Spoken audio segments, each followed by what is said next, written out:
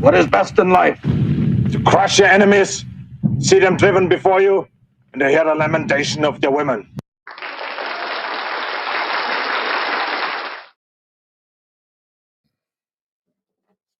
All right. So what is it? Tuesday? Tuesday night. So there's tonight, there's Friday, then I'm going off on my trip for 10 days. But we've got tonight and we've got Friday. How's everybody doing? Looks like we got Rosie, we got Turtles in the chat already. Good to see you guys. Hope everybody's week is starting out fantastically well. What are we doing tonight? What the heck are we doing? Who got the first like, by the way? Who got the first like? I'm not seeing it in the chat. First like is double good karma. Everybody knows that. Every time somebody likes the stream, whether it's on YouTube, Rumble, X, and Locals, which we're streaming to all at the same time, they get a free dose of good karma. Everybody knows that. But when you're first on any of those platforms, you get double good karma. Double, if you can believe that. You could get 8 good karmas if you got the first like on each one of the streams. It's an amazing thing. It's a beautiful thing. Also, as subscribing to the channel, big deal, big deal. All right, here we go. And also, actually subscribing on Rumble or YouTube, becoming a monthly subscriber is also a fantastic thing for the channel. So just so you know that. All right, wonderful. What are you guys saying quickly before we get into the news? Let's see. What's the deal with numbers and unique chat? Well, it's a new thing for the Rumble Partner Program. Well, we'll find out. I think it's coming in next month. I don't know what the details are yet. Let's see. Rosie says, if I send video of something being built, are you able to double the playback speed during the stream? I don't know. Probably. I don't know. Turtles loves root beer floats. Had a coworker retirement lunch party today. Will be missed. Well, I hope he has a good retirement. Let's see. All right.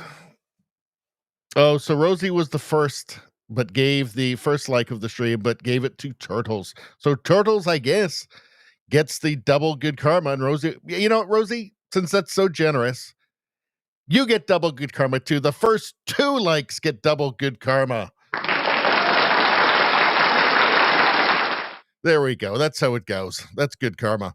All right. What are we going to talk about tonight? Well, I've got this live now stream. So this will, because there is stuff happening. There's the Iran stuff is happening right now. I think we should probably check into that occasionally. We've got 0 illegal aliens released into the U.S. in May by Customs and Border Protection. Turns out it didn't need some bipartisan bill after all. Just needed to shut down the damn border. Isn't that amazing? We'll just go through the menu quickly here, and then we'll double back afterwards, and we'll go through each one of these in more detail. Let's see. How a Nebraska city is recovering after the state's largest worksite immigration raid. Well, apparently they're just hiring locals. Isn't that amazing? That's how they're recovering after the horror of deportations of people that are in the United States illegally. It's an amazing thing. It's a beautiful thing. All right, here we go. What else? So we've got a bunch of stuff to catch up on with Israel, Iran. There's a bunch of stuff from Trump. It's just, it's kind of crazy, actually. We've got Kash Patel, who was revealed that. Hold on a second. Let me do this. He's revealed that there was information that was ignored by the FBI about Chinese interference in the 2020 election. And Christopher Wray was head of the FBI at the time, just said, nope, we don't even want to look at that. So this is definitely a scandal. We'll take a look at that. We've got President Trump talking about the borders and about Biden and how basically it was all just a big lie. Let's see. We've got some memes here. Memes are fun. We love memes. Okay, we got some Canada stuff. Canada's just not great. Here's Mark Carney wants to give all our money away to Zelensky. We've got Mark Carney meeting with Trump. And it was just weird. Aside from he really is just turning into Mr. Burns from The Simpsons. We used to joke about that, but he literally is. He just stands like Mr. Burns now. is looking increasingly like him. And just this kind of weird meeting at the G7 in Alberta with Trump, and just, I don't know, we're going to get into that. It was just this, he's got this weird toadying routine now. I thought it was elbows up, apparently not anymore. Let's see. We've got some gender stuff here. J.K. Rowling has always got some gold on this. Let's see what else we got. Woke mind virus. This is going to be amusing. Hang around for that. Canada immigration is just totally bonkers and out of control. We're going to talk about that. We've got the last tab of the evening. I've got some stuff from here you guys sent me. Some funny stuff. We've got comedy. It's always just a grab bag. The last bookmark of the evening is just a grab bag of different fun stuff. So we always have a good time, don't we? Always have a great time. All right. Let's get on something entertaining, and then let's go through the chat.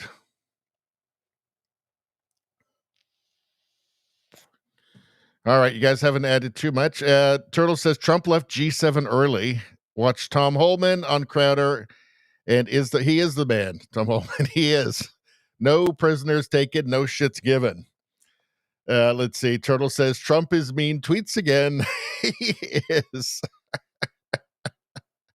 He certainly is. Yeah, I think they're trying to build up a feud between Tulsi and Trump now. Trump said he doesn't care what you think. Anyway, Tulsi has clarified it by saying that, no, she was in agreement with Trump the entire time. It's just the press did not report accurately. Let's see.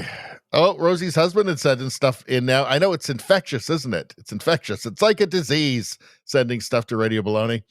All right. It can't be good for anybody. All right. So let's go to this live feed now. Let's just see what's going on here.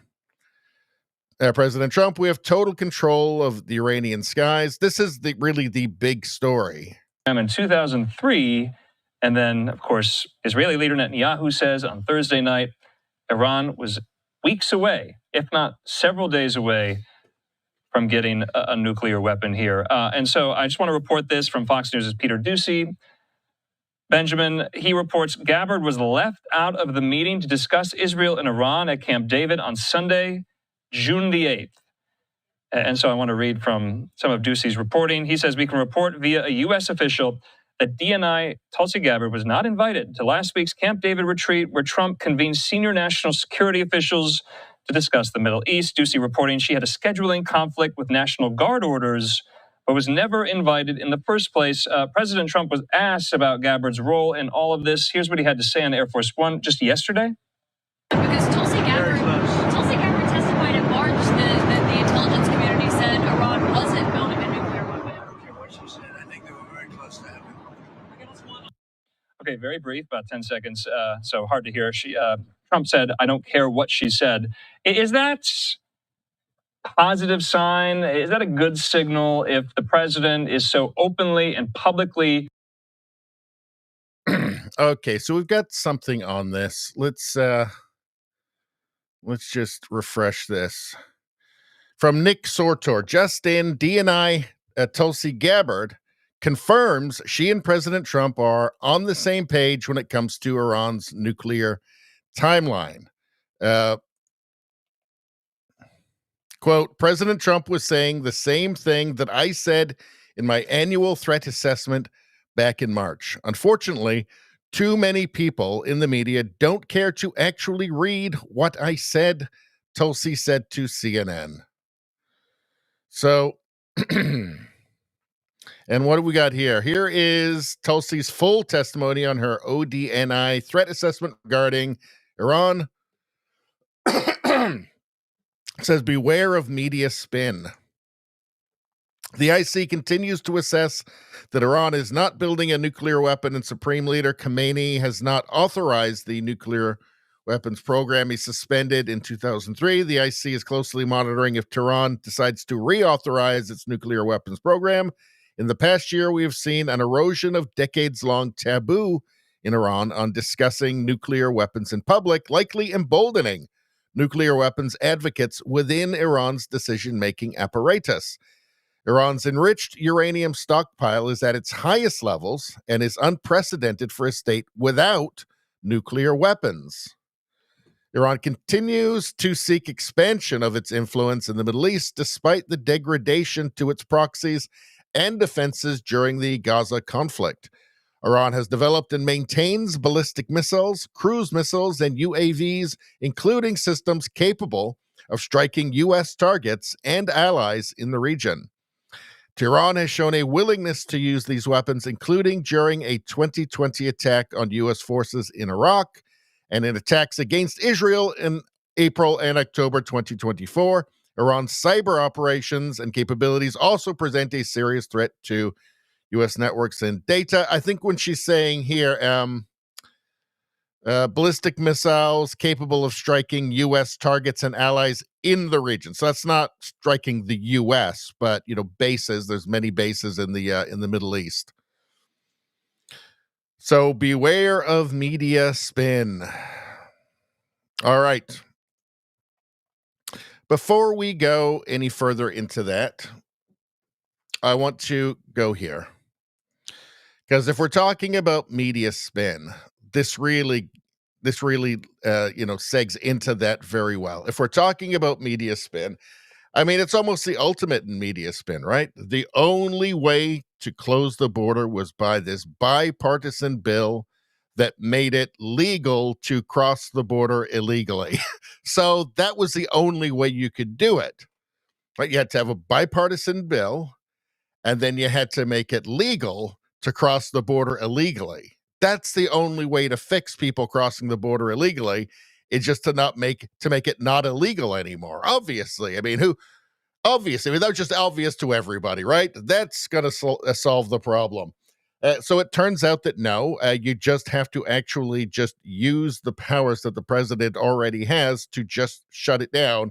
And that's how you get to keep a country, instead of not getting to keep a country. 0 illegal aliens released into U.S. in May by Customs and Border Protection. Let me repeat that. 0 illegal aliens released into U.S. in May. A whopping 62,000 illegal aliens were released into the United States in May of last year. That's just the ones they knew about.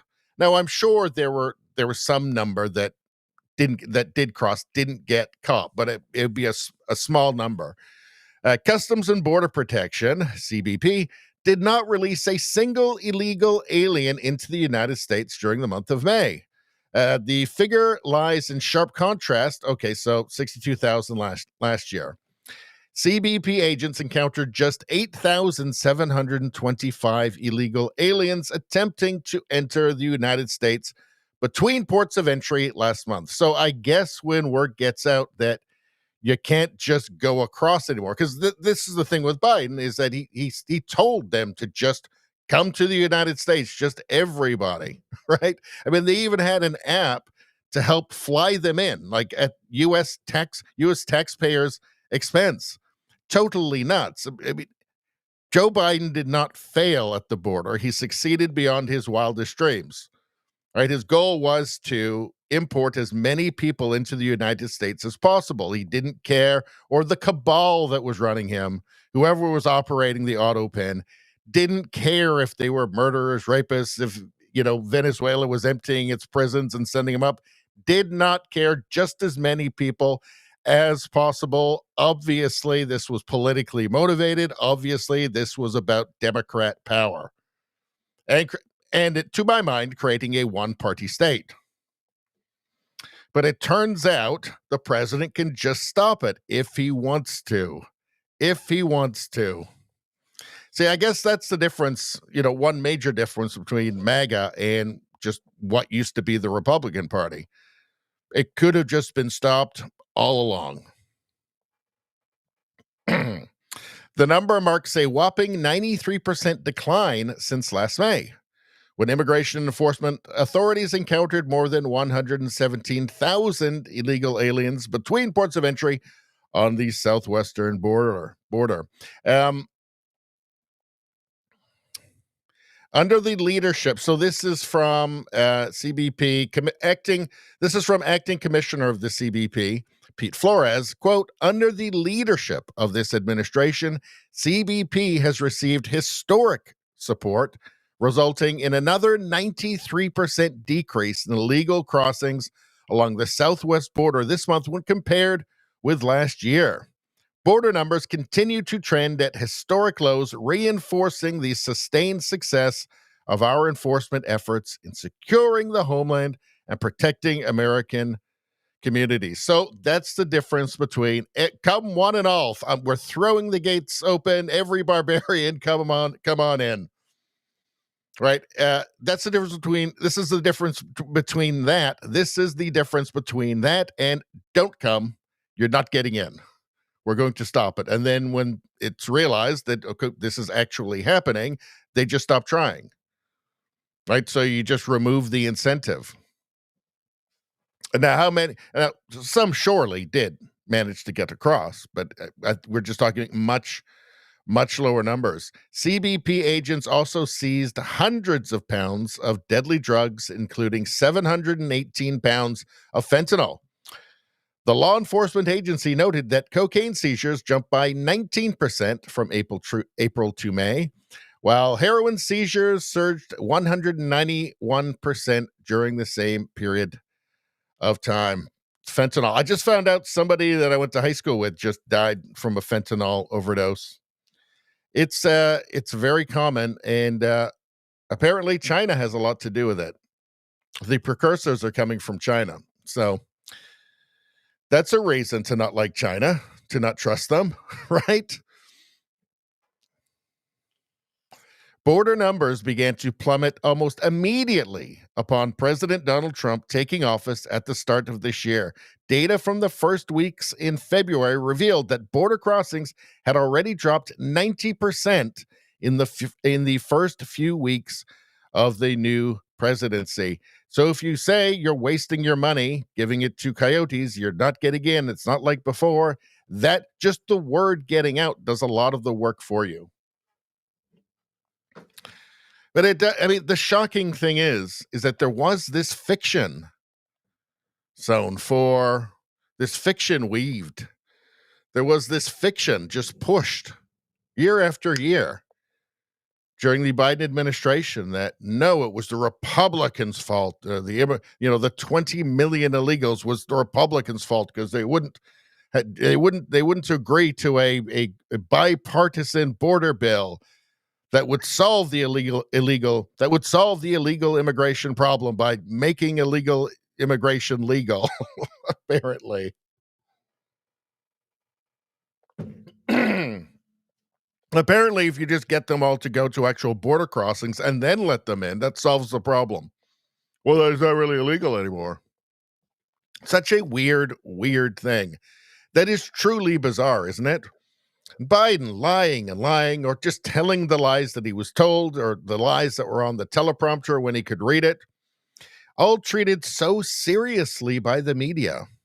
The same media that told us he was smart as a whip, by the way, and we're all totally shocked after the debate. Couldn't believe it. Who could have possibly known, other than like small YouTube channels who noticed it immediately, even before Biden was president? Or just any sane person just watching him. When you think of the scope of these lies and how consequential these lies were, right? Biden, fit as a fiddle, sharp as a tack. Border, well, the border can't be closed unless you have a bipartisan border bill that just makes illegal immigration legal. That's the only solution. All treated as just absolutely perfectly reasonable.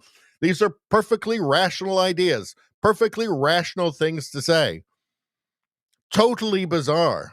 No shame. Here's the sad thing is that just nothing ever happens. The same idiots who just sit there and plan their lives and their views around what comes out of a teleprompter just keep doing that. Did you know that Mark Carney in Canada is he's got over 50% approval right now? He's doubled Trudeau's immigration. He's going to spend more, create more debt than Trudeau. There's no hint that we're actually going to get anything from this. But Canadians, well, teleprompter said, TV said. What a weird thing. I mean, I'm going to just keep going on about this a little bit. What a weird thing. Like, just stop for a second and just remember they said that the only way to solve illegal immigration was by having a bipartisan border bill that would not solve illegal immigration in any way. It would just make it law. It would just basically make illegal immigration legal. Trump gets in, and immediately it stops. Just immediately it goes straight down to the point now where there's nothing. Zero illegal aliens released into the U.S. in May.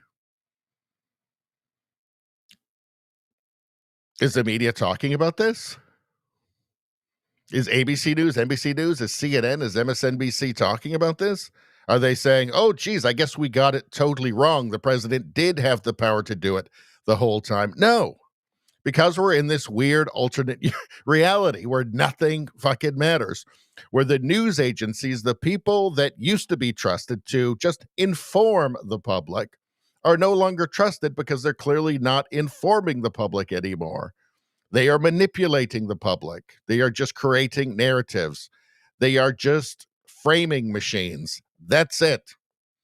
It is crazy, is it not? Again, the whole time, Biden could have just shut down the border. The media was just, I mean, Trump was saying this, I'm just going to shut it down. He did. The entire time, the old mainstream media was just curiously incurious about this, not interested in looking into it at all. Well, maybe Biden could just shut it down. These aren't journalists. Yeah, it was Trump's fault, according to Biden. I mean, this is alternate reality shit. I mean, every journalist should have just been fired. If the purpose of the mainstream media was to inform, just everybody would have been fired after the first Biden debate. Just the whole thing, they would have said, yeah, we got to shut down for a month. We got to fire everybody. This is either just total incompetence or bias. Somehow it got away from us. Everybody's got to go. Well, we're going to shut down for a month and start up again, hopefully with some decent people. If they were interested in having credibility, I mean, maybe it would, if it had just actually been genuinely some big mistake. Let's see. Turtle says Harris didn't go to the border or Europe. Well, you think you just fell out of a coconut tree? No, that was another beauty too, right? She was named, in the media themselves reporting, Kamala Harris, border czar. And then when it turned out that she was doing absolutely nothing, she hadn't gone there, and they were having trouble kind of massaging the narrative. Well, nobody ever called her, she was never the border czar. And then, of course, 3 seconds later, the clips come out. CNN, MSNBC, whatever, calling her, she's the new border czar. It's alternate reality. It's alternate reality. All right.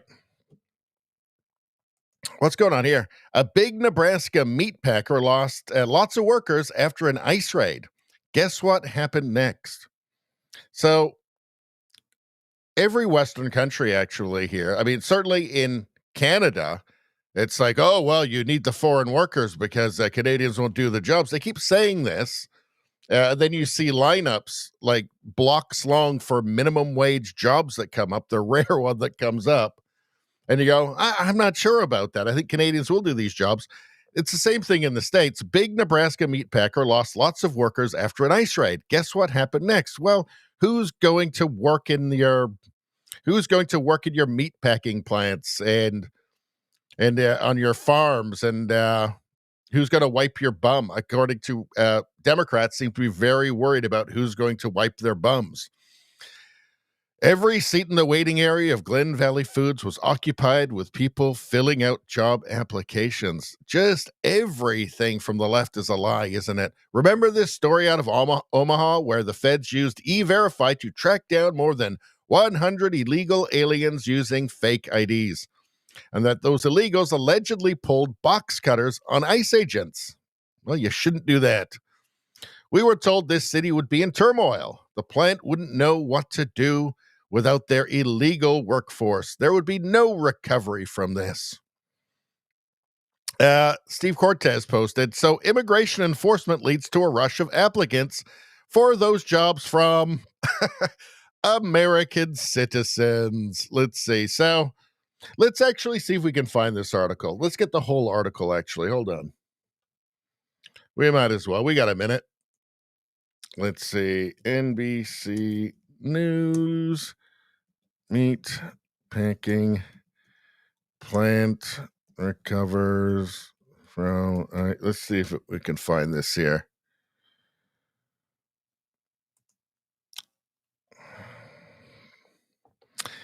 How a city in Nebraska is recovering after the state's largest worksite immigration raid. Well, that sounds really bad.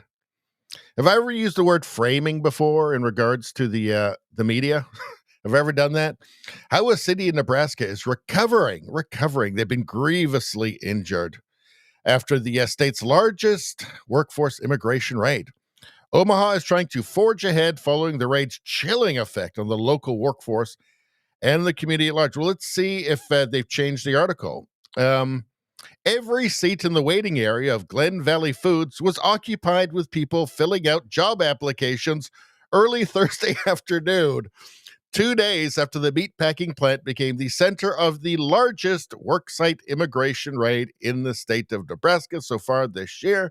When they tell you, whatever country you're in, whether it's, and so it seems to be the same across the Western world, whether it's the United States, Canada, wherever, when they tell you that the citizens won't do the job, they're always lying. Maybe they won't do it for the same price. Maybe you would have to pay them a little bit more, and maybe the purpose of mass immigration is simply to suppress wages, but they will do those jobs. Dozens of prospective employees, many of them Spanish speakers, had been coming in and out of the plant all day. Some were hoping to land a new job. Others were coming in for training. The scene gave the company's president, Chad Hartman, a glimmer of hope amid the chaos that ensued after Tuesday's raid purged roughly half of his staff, many of whom had been longtime employees of the company, which had been processing boxed beef for more than 15 years. They just say things like, many had been longtime employees of the company. What, like how many? One? Or what do they consider long time? Is it zero? Is it just completely made up? And does it really matter if you are in a country illegally? Because other countries seem to care about people being, like Mexico, for instance. Mexico, pretty much no tolerance for people in their country illegally.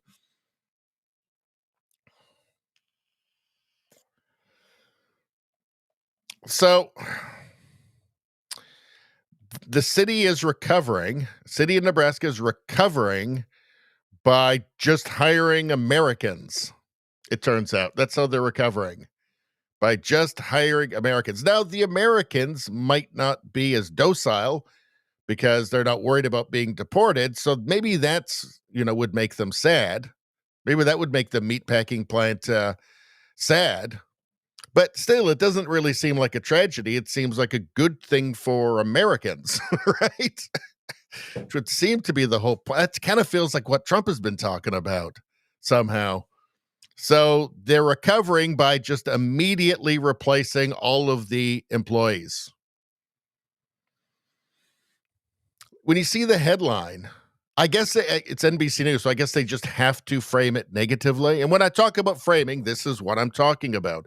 Always framed negatively. This is actually a good news story for Americans, right? For Americans, it's a good news story, but it has to be framed negatively so that you walk away from it with a sense of, well, I don't know. I mean, I guess it when I read the story, it seemed like kind of a good thing, but it must be kind of bad because the headline was kind of dark and scary.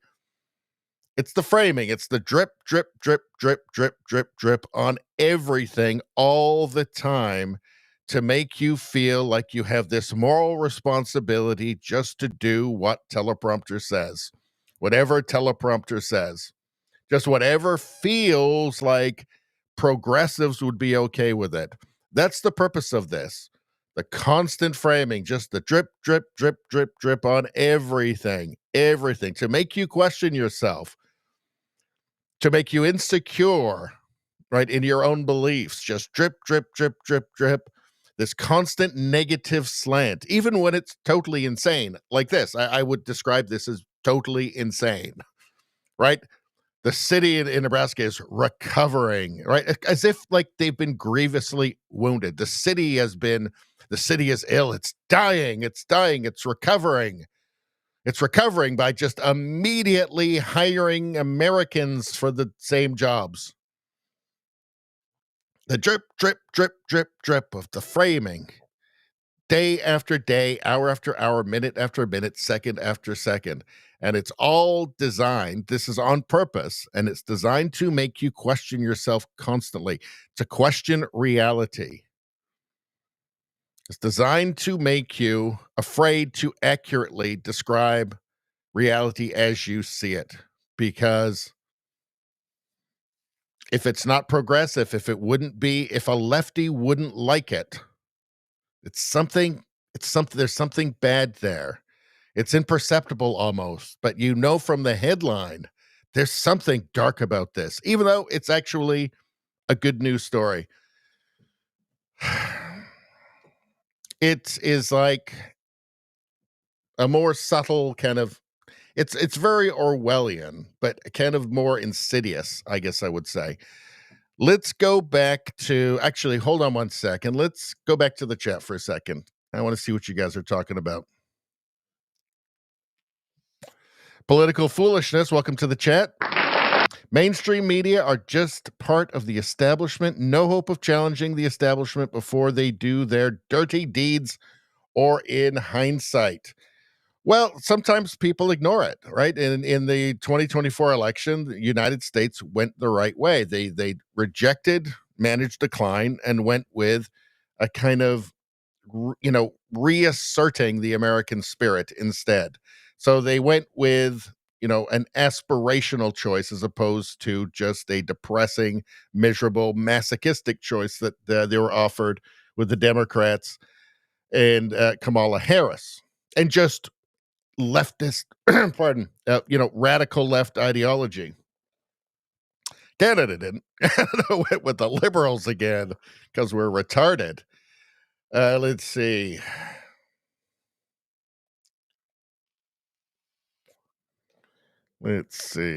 Rosie says, yes, everything is Trump's fault. Well, that will always be the case with the media. They will never give up on that.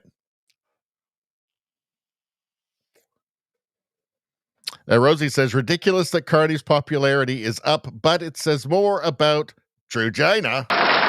They call him Trugina. He's man, but he's also half vagina. It's not nice. Then Mark Carney. All are happy to be rid of JT. They are not watching Marks. No, it just, they have to find that line when they can't deny reality anymore, when the policies affect their lives to the point where they just can't afford, where they say to themselves, I can't afford to have these boutique beliefs anymore. I voted for Carney, not me, obviously, but the liberal voter.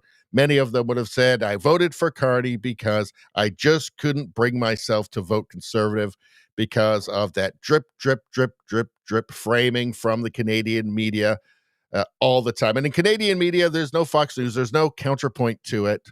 It's like if all the media in the States was just, in the media in the States, the TV news is almost entirely radical progressive, except you've got you've got Fox News.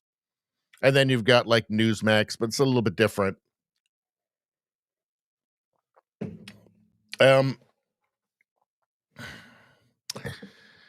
But yeah, there's a lot of Canadians that just, it's become, because of that drip, drip, drip of framing on CBC and CTV and Global, just again, every day, every second, of news coverage.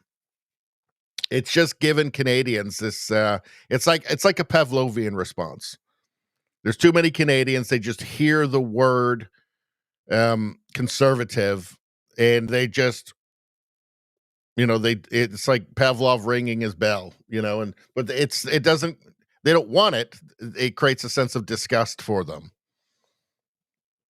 And they don't know why. They just know that they do. They just hear that word, and it's just it's been made so deeply unfashionable that it doesn't even matter the policies behind it. It's just the word.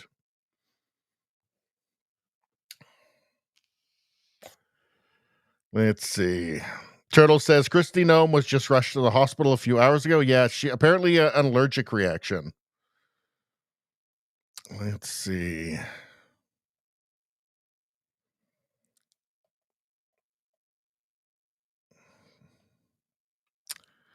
Let's see. Are you guys saying that Kristi Noem's voice is grating? I was hoping that she hadn't been shot by a puppy. Let's see. Rosie says, wait, they will wipe your bum. Maybe we should rethink this immigration stance. I played you guys a clip of that Democrat in the States talking about, and she was quite serious about it. Like, who's going to wipe your bum? You think they want to wipe your bum? I don't think they want to do that. Let's see. Turtle says, Holman explained it well. Biden let illegals in and they gave fake addresses, so they are going into sanctuary cities. So whoever is found with the wanted criminal, if illegal, got arrested too. It's crazy. I mean, just in plain sight.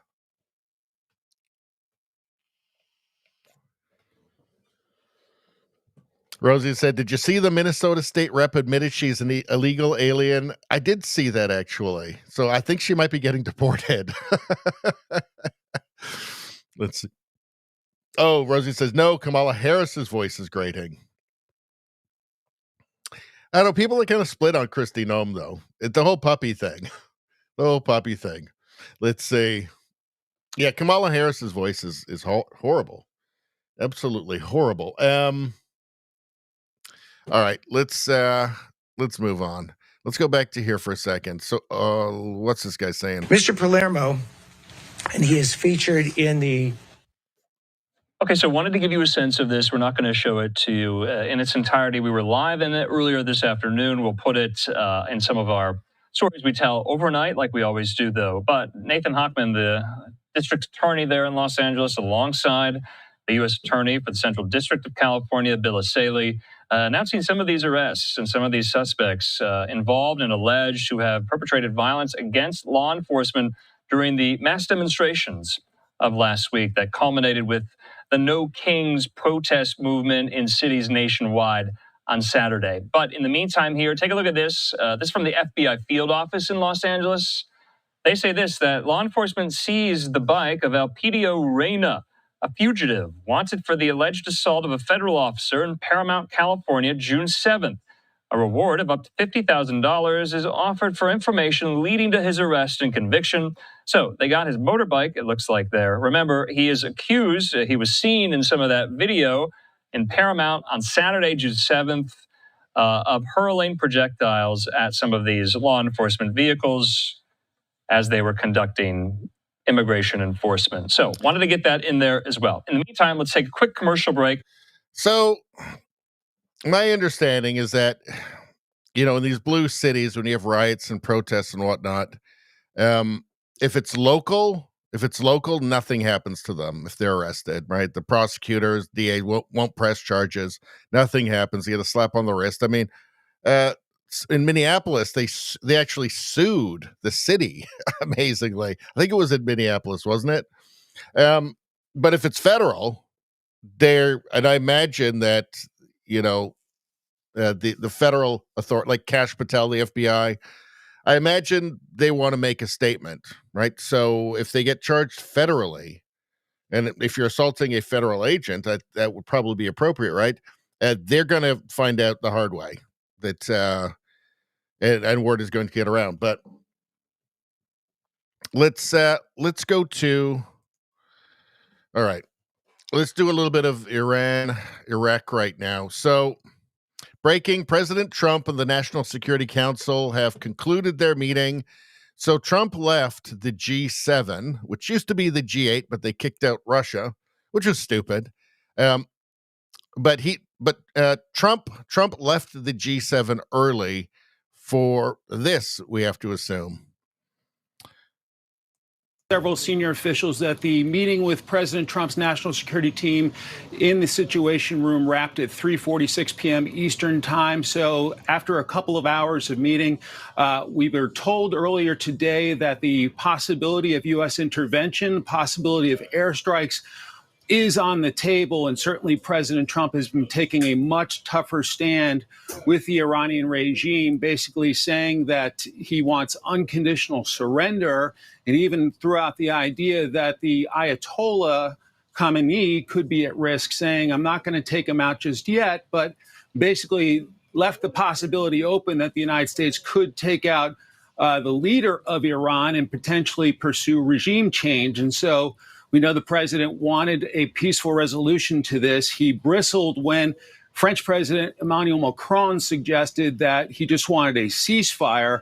The president said that Macron tends to get things wrong. And so we are waiting a readout, but obviously a critical meeting that the president came home from Canada overnight to oversee here at the White House has wrapped after about a couple of hours, and we hope to get a readout shortly. The president obviously has been active on social media today. We'll see if he puts out a statement. Martha? Yeah, that we will.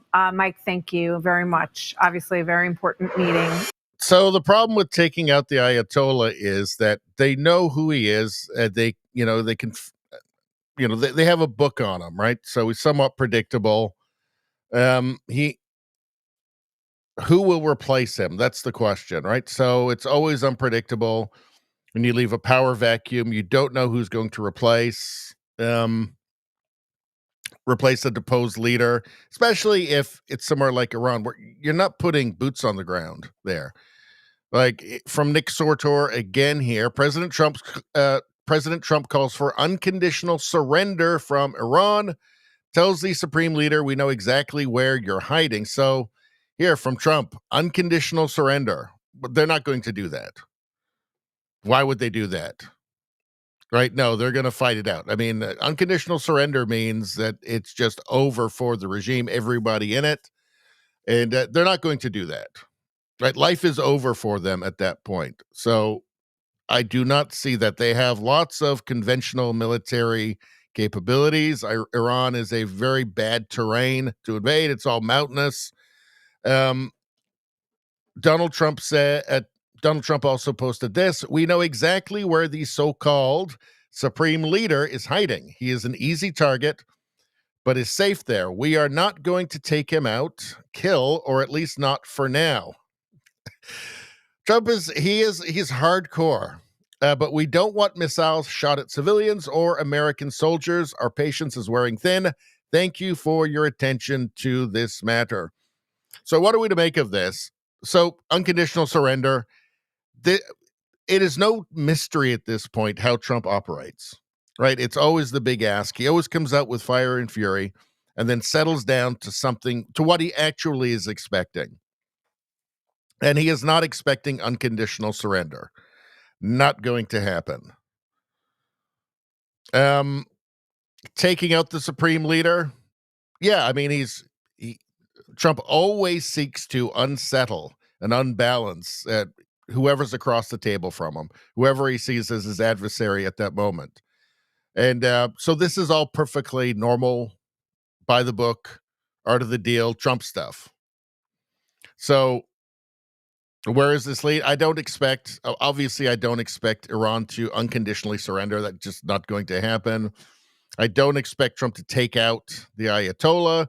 Do they know where he is? Maybe they do, maybe they don't. I don't know. But again, this is all totally in line with Trump's tactics. They keep saying he's unpredictable. Well, not really, though. Like they say, don't take him literally, but take him seriously. I'm sure The Ayatollah is taking him very seriously at the moment. Let's see. J.J. McCullough made this point. Trump is, I think, now demanding unconditional surrender from Iran. What would that look like? When the Japanese unconditionally surrendered in 1945, they allowed their country to be ruled by the U.S. for 6 years. So, yeah, I mean, this is a good point, but you have to see it in context of how Trump operates. Like, he has a system.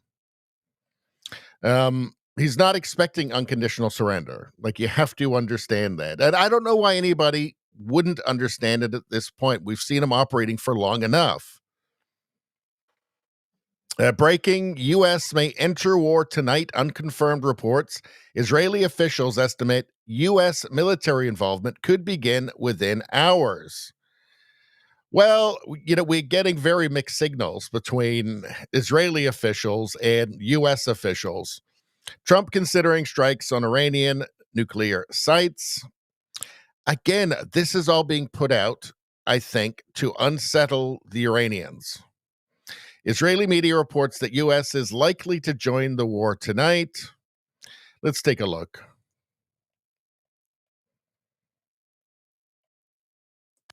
Airstrikes is on the table, and certainly President Trump has been taking a much tougher stand with the Iranian regime, basically saying that he wants unconditional surrender, and even threw out the idea that the Ayatollah Khamenei could be at risk, saying, I'm not going to take him out just yet, but basically left the possibility open that the United States could take out the leader of Iran and potentially pursue regime change. And so we know the president wanted a peaceful resolution to this. He bristled when French President Emmanuel Macron suggested that he just wanted a ceasefire.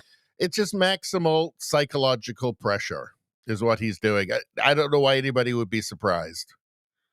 Possible Israeli bunker buster strikes hit Tehran. Let's take a look at this.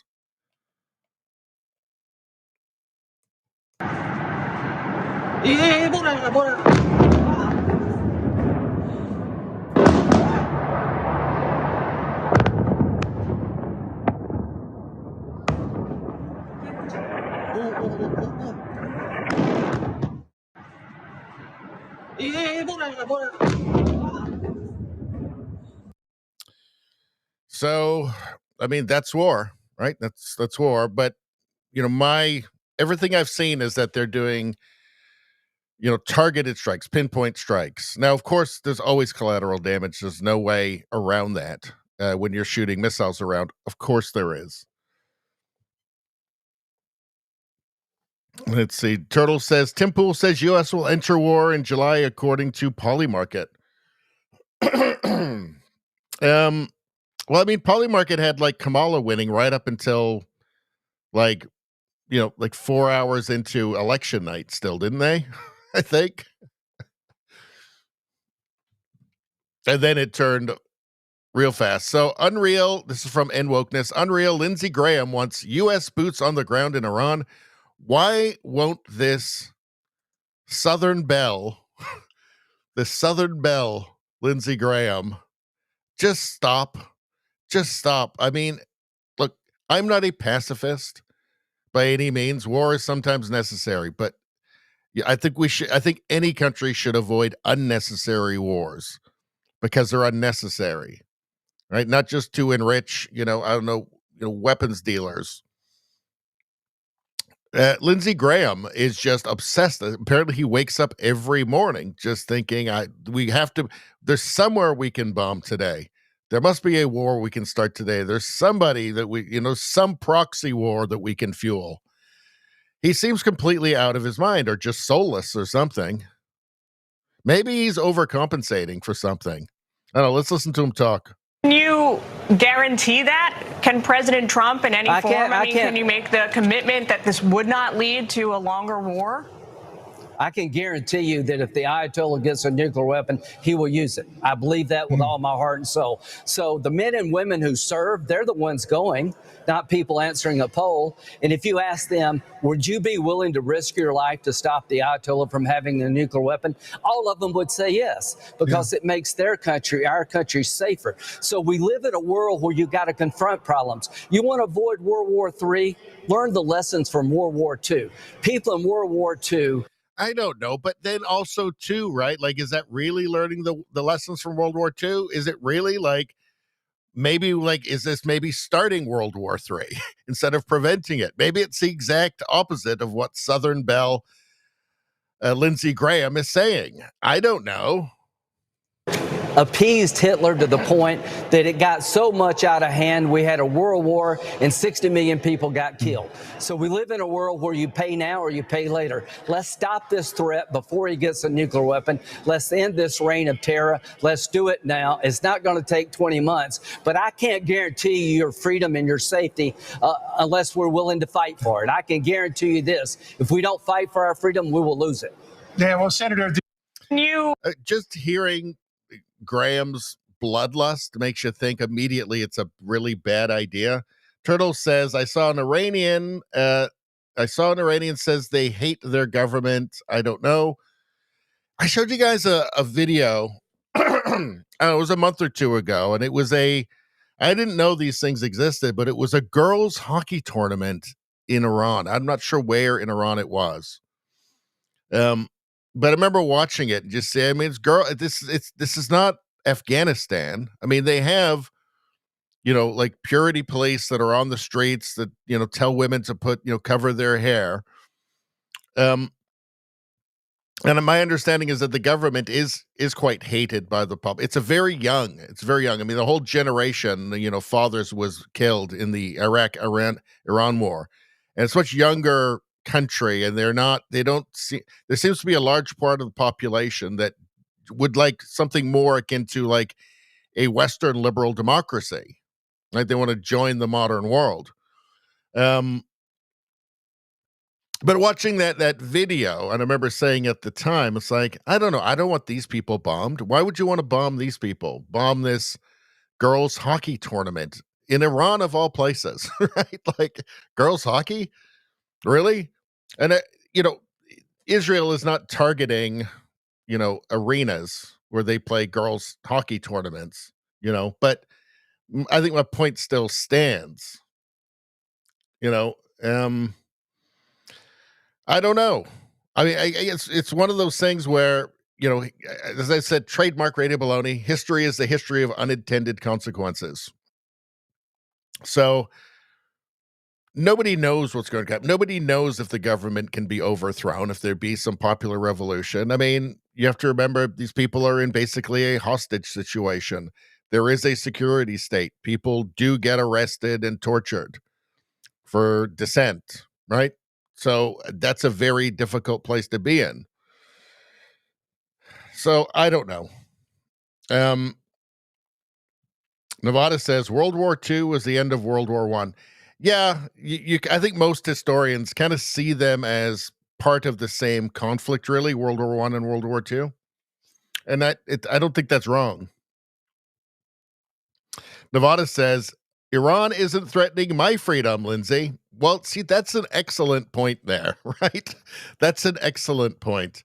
And I think, certainly amongst MAGA, I think generally speaking about whatever it is that we're calling conservatism now, with the categories all shifting, but generally people that would be called conservative at this point, myself included, are not for foreign wars that don't affect me, for instance, right? Like, why should we get involved? Like, I don't really want Canada to be Gaza, like, the sister country to Gaza. Like, I don't want that. Nobody seems to really want that. We're not voting for that. Carney's out promising billions more for Ukraine, and who really wants that? I think if you were to have an actual, like a little plebiscite, a little referendum on that, I think it would probably lose. I think it would probably lose. I'm not sure how many people are really that wild about borrowing billions of dollars to send to other countries for war. Let's see. Nevada says that middle fingers up, Lindsey Graham. So we know how Nevada feels about it.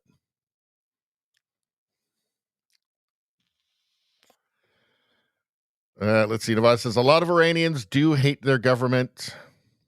Turtle says he will lose his seat. Talking about Lindsey Graham. Let's see. Oh, Nevada makes a great point here. Just hit the like button. So everybody, just so you know. In fact, I'm going to see how many likes we have here. It is not enough likes. We need more likes right now. Everybody has to get on top of that. Whether you're on Rumble, whether you're on YouTube, or Locals, or on X, you've got to hit that like button. You got to do it now. It's extremely important because you get free karma. I don't know if you knew about that, but nobody's giving you good free karma these days. I'm the only one. The government giving you that good free karma? No, I don't think so. They don't got any. There's nothing but bad karma where they're coming from. But I got it. I got a reservoir of good karma that I can give to you. All you got to do, follow the channel, subscribe to the channel, and like the stream. It's not a big deal. Not a big deal, people. I mean, come on. It's not like this is some sort of big deal. We don't need to make too much out of this. You just got to press the button. That's all. You get your free good karmas. Maybe something good happens to you tomorrow. I can't promise you anything, but maybe. I mean, do you really want to test it and find out? I didn't think so. All right. Now what the hell's going on? Let's see.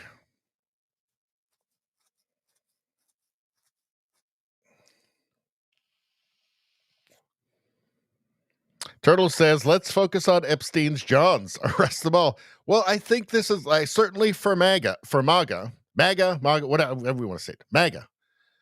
Yeah, they're more interested with domestic stuff like the United States, not what's happening, halfway across the world. Not, helping people kill each other halfway across the world.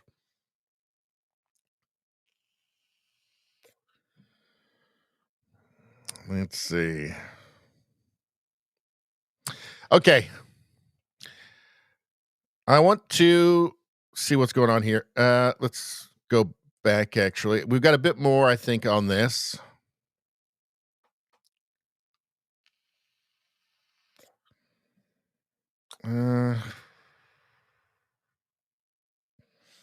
Oh, yeah. So this is interesting. So Trump is warning Iran. Now, I was very skeptical about claims, because there was claims around Butler, Pennsylvania, and the assassination attempt, and other times connecting Iran to assassination attempts. I've always been very skeptical of this. Seemed a little too convenient. And also, if Iran, if any country was connected to the planning and execution of an assassination of a U.S. president, that country is done, right? Certainly the government of that country, they're all dead, all of them, right? They're going to get obliterated. They know that. The Iranian regime, they've held on to power for a long time, and I think they want to continue doing that. They have to know that it would be total suicide, right? Like any chance would be gone. So that's just whatever chance of living a comfortable life after that is gone. That's not happening. Like, you will cease to exist soon, right? So I'm not sure I'm buying the whole Iran assassination attempt on Trump thing. I mean, maybe I absolutely could be wrong. Crazy people do exist, but let's take a look. Let's listen to Trump here talking about it. It's Iran and their proxies who have threatened to retaliate against you and your team by killing you guys for taking out Soleimani. Well, they haven't done that, and that would be a terrible thing for them to do, not because of me. If they did that, they would be obliterated. That would be the end. I've left instructions. If they do it, they get obliterated. There won't be anything left.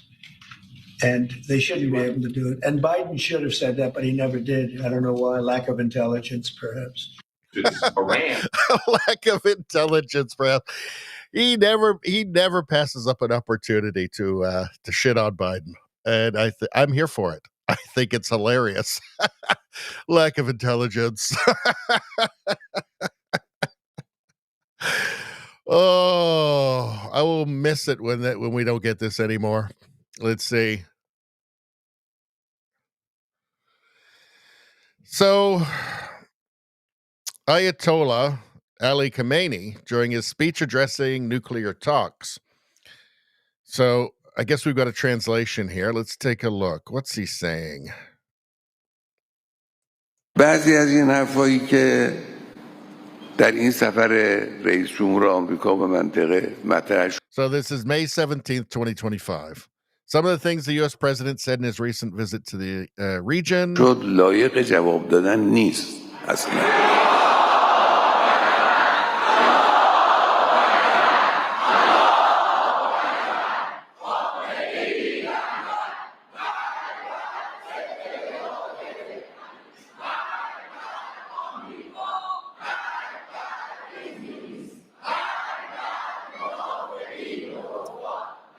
So they want a lot of people to die. Let's see. Allahu Akbar, Allahu Akbar, Allahu Akbar. Khamenei is the leader. Death to those who uphold the rule of jurisprudence. Death to America. Death to England.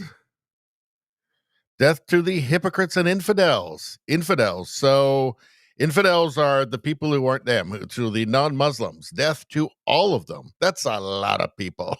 That's a lot of people. That's too many people for them to kill. They can't kill all of them. You have to keep in mind that you know this is not the general population of Iran, right? There's like the elites, there's the regime, and they will bring in people that are fanatics to chant death. And if you're there, you better be chanting death to everybody. But I feel like they've been saying death to everybody for decades, really. That seems to be the main foreign policy position of the Iranian regime and the mullahs, is that death to everyone. So, yeah, I think that's a mistake. I think it doesn't. I don't know. I think it gets people, I think it gets people's hackles up a little bit, What's Iran's foreign policy? Death to everyone. It's not very creative, and they haven't really budged on it. And, I guess what, like 45 years, it just has maintained, they haven't really updated it from death to everyone in all of this time. And you would have thought maybe they would have moved on a little bit, tried something else, like that. Maybe there was like some groups, like, I don't know, like does it have to be death to, it could be death to some people, but does it have to be just literally death to everyone? I don't know. Let's see. Jack says, hands up that doesn't want their head chopped off. That's true.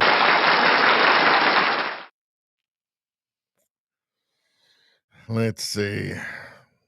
Jack says, I want Trump to pull his nose.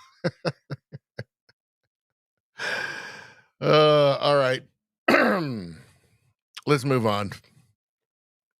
So, in summation, Ayatollah wants death to everyone. So, nice. Breaking, Washington has informed me its regional allies Washington has informed its regional allies that it will not engage in the Israel-Iran war unless Tehran targets American personnel. So this is from yesterday. We don't know what's going to happen, what they're going to do. We don't know how much of this is brinksmanship by Trump. It's just something we're just going to have to wait and see, right? So there's a lot of news around it. There's a lot of information. A lot of it's not credible. What do we have here?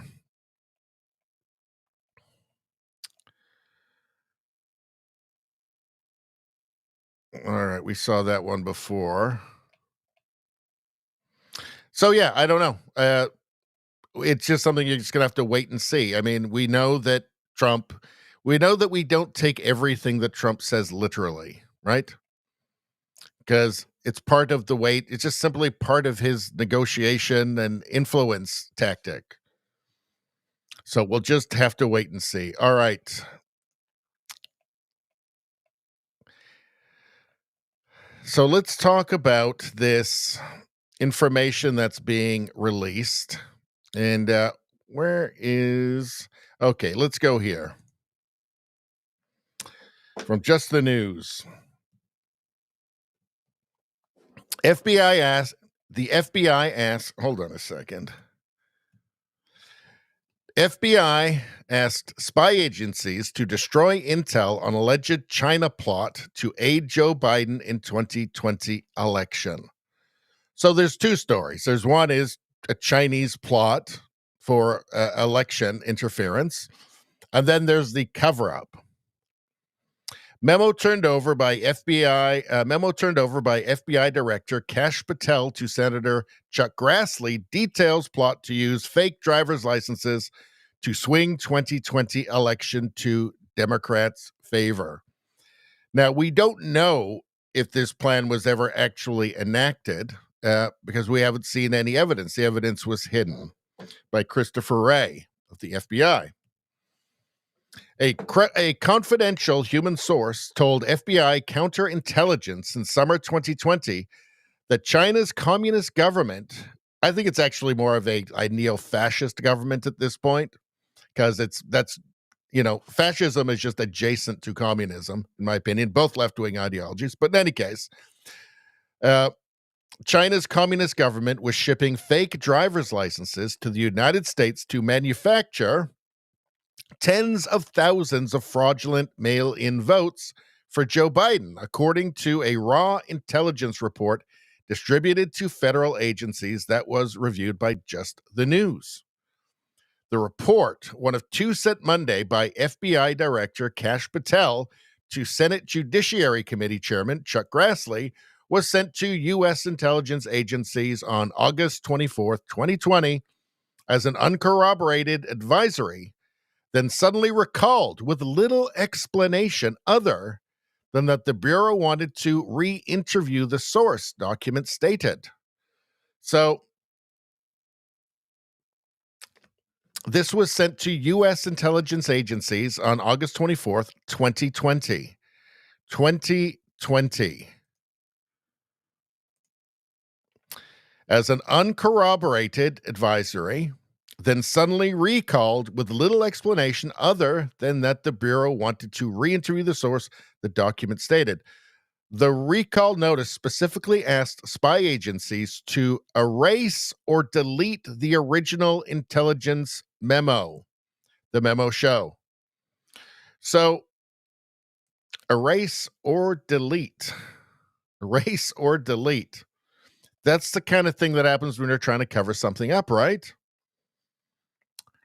This report was recalled in order to re-interview the source. Recipients should destroy all copies of the original report and remove the original report from all computer holdings, the recall notice stated. Officials told Just the News the recall kept the FBI and other agencies from fully investigating allegations that Beijing was trying to meddle in the U.S. election to Biden's benefit, though corroborating evidence came in from a fellow law enforcement agency. So whether or not it was true that China was planning to do this, to ship in, tens of thousands of fake IDs for election fraud, the cover-up is just an entirely new crime, right? That's an entirely new thing. That's a separate thing. We're talking about two different things here. Connected, both terrible.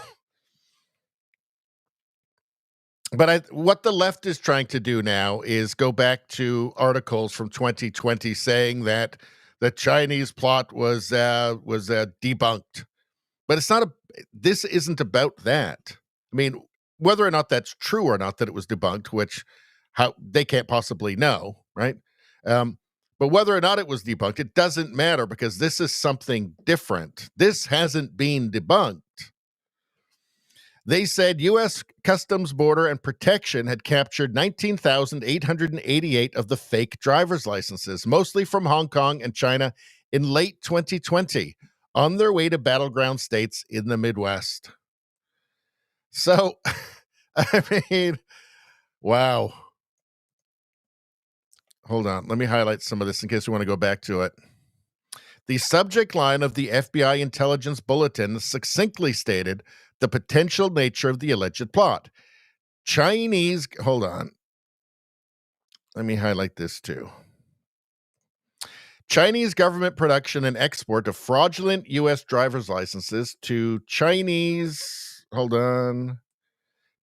sympathizers in the United States in order to create tens of thousands of fraudulent mail-in votes for U.S. presidential candidate Joe Biden in late August 2020. So, should I remind you that we were told that the 2020 election was the most secure election in the history of all elections, apparently? Now, to keep that, what I think a lot of people would assume is a total fiction, but to keep that fiction alive, you can't reveal stuff like this. The intelligence report was not deemed corroborated, making clear it was raw intelligence and that the informant was relatively new and has been corroborated for less than a year.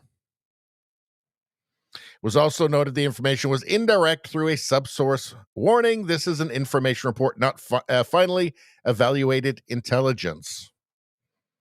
It also flagged one aspect of the informant's allegation that information about the fake driver's licenses was gleaned from TikTok accounts of Americans.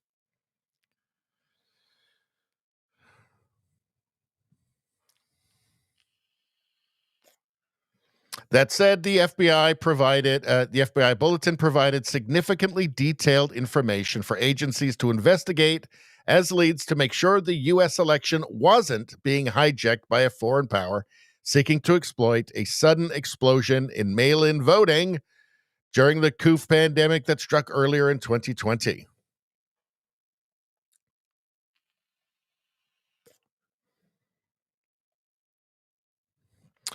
After just the news reported on the existence of the intelligence bulletin Monday evening, Grassley on Tuesday implored Patel to investigate the circumstances of the memos more intensively to determine who ordered the recall and why. The document alleges serious national security concerns that need to be fully investigated by the FBI, the senator's office said in a statement. Grassley is requesting additional documentation from the FBI to verify the production and is urging the FBI to do its due diligence to investigate why the document was recalled, who recalled it, and inform the American people of its findings. So this is all, in an environment where you had 50 national security experts essentially lie about the Hunter Biden laptop. Right? You had what didn't seem to be was an obvious concerted push by every institution to get Biden elected.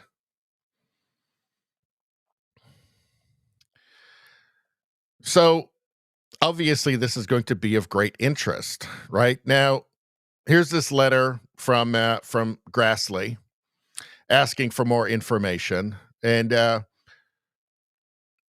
if there is more, I would expect that not everything would be immediately handed over for security concerns, but of course there are ways of getting, very classified information to the appropriate people without just putting it out to everybody who can just leak it, essentially. From Julie Kelly, in a letter today to FBI Director Kash Patel, Senator Grassley asked for more documents related to China's interference in 2020 election. So it's really two issues. It's, did China actually do this? And why was the investigation recalled? Why was the investigation stopped and seemingly cover it up? Why were things, well, for instance here, why erase or delete the original intelligence memo? Right? That's interesting, isn't it? Why do that? It starts to immediately, when you hear erase or delete files, you immediately think corruption, like cover up, right? Break from John Solomon. Breaking: FBI asks spy agencies to destroy intel on alleged China plot to aid Joe Biden in 2020 election. FBI Director Chris Wray on September 2020 when asked about foreign interference in the election. What did he say? This is from Libs of TikTok. Russia may be interfering to denigrate Joe Biden. Russia. He said this while covering up documents detailing the CCP plan to make fake IDs for fraudulent mail-in ballots for Joe Biden. Let's take a look. The intelligence community's consensus is that Russia continues to try to influence our elections, primarily through what we would call malign foreign influence, as opposed to what we saw in 2016, where there was also an effort to target election infrastructure, cyber targeting. We have not seen that second part yet this year or this cycle, but we certainly have seen very active efforts by the Russians to influence our election in 2020. So malign foreign influence, this vague thing called malign foreign influence, which you'd probably want to have some examples of what that would be exactly, but that hurts Trump, right? Obviously Trump has been tied to this, fake Russia narrative. Now, the whole China Biden thing, I mean, I would like to see that investigated more, right? There seems to be actual real evidence with, Biden taking Hunter on the, on his vice president's plane to China with him, signing deals. There's everything that's in the Hunter Biden laptop emails with Bobulinski and Chinese banks and millions of dollars.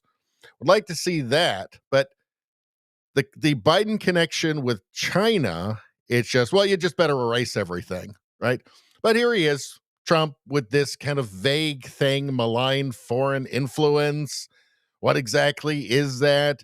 Doesn't really mean anything. It's framing, of course. It's just framing, which is basically, it's a huge part of social engineering at this point is just framing things negatively.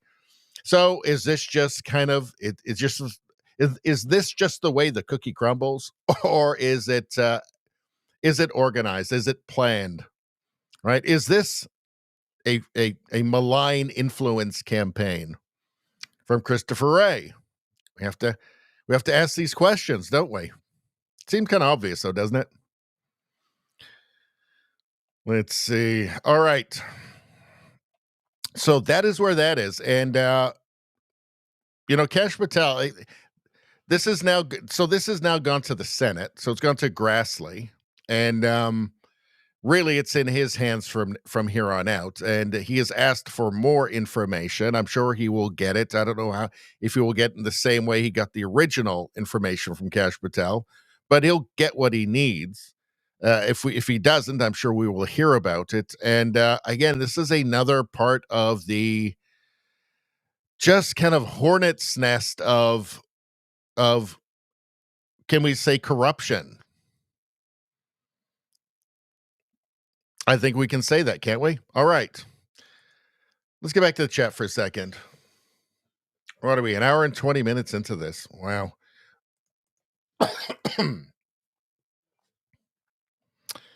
What do you guys like the best in the world? The best thing out of the whole wide world? What do you love the most? I know what you love.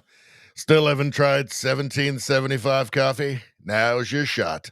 The 1775 starter kit just dropped. Only 1,000 units. That's pretty exclusive, my friends. You're getting the bold dark roast that hits harder than a CNN fact check. Still don't really get that. They should change that, really. The smooth medium roast and the Vitality mushroom coffee for clean energy and laser focus. No crash, no commies. All single origin, small batch, toxin free, Marxism free, and mold free. Marxism mold are gross. Plus, you're also getting, you'll never believe this, a gold spoon clip because freedom isn't scooped with plastic. Anybody knows that. A frother strong enough to stir up your coffee and your mother-in-law's political opinions. That's not nice. And a black 1775 tumbler that says, I don't take life advice or caffeine from a woke sea witch. $170 worth of coffee and gear. Yours for, I can't believe I'm saying this, only $99. Folks, that is less than $100. This is for the ones who've been watching 1775 blow up on Rumble, wondering if it's actually worth it. Spoiler alert, it is. Go to 1775coffee.com/studio. Remember that, studio, and grab your starter kit before they're gone. What's going on? I'll tell you what's going on. Bold beans, clean fuel, and a morning routine that stands for something, just like Rumble does. And of course, we're talking about free speech here, people. Start your day with coffee that actually backs what you believe. And don't buy that dirty, filthy commie coffee from the competitors. Get your 1775 coffee now.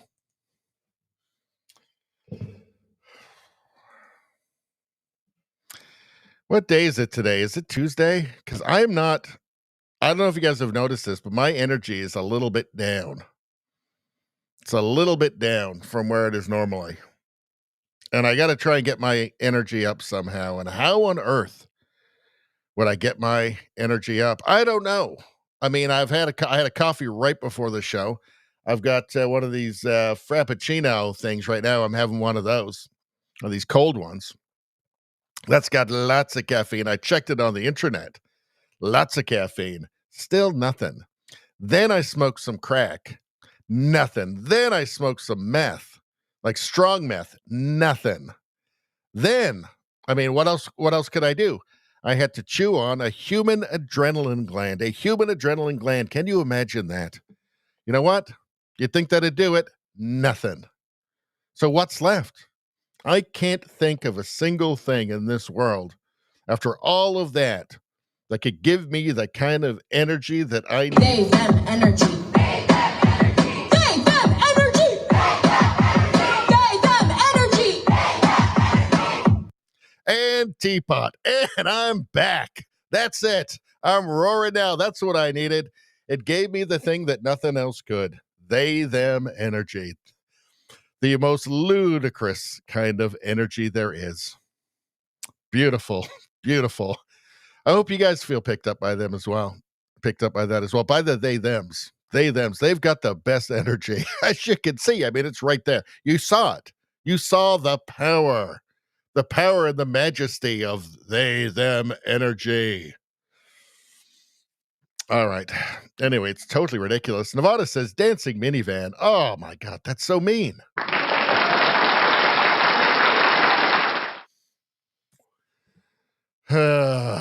Rosie says coffee ad, $117 for less than $99. Nice growls, great read, more commie hate. Still, I get 1175 out of 10. 1175 out of 10. I do believe that's the most out of 10 you can get. Let's see. Nevada says more commie hate. Rosie says, Richie, where do you find the nursing moms? How come when I was breastfeeding, fashion did not look anything like that? I don't know. I don't know what to tell you. But maybe it's time we change the palate cleanser. Let's see. How about this drunk lady? This is funny for some reason. She's wasted. She's got arrested. But, I mean, she's got a great rack. Let's just say that. She's got a great rack. It's a rack built for the internet.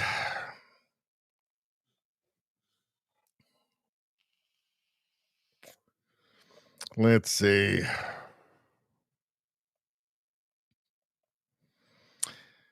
Let's see. Turtles asks, are we on CommieTube? We are on CommieTube. We are.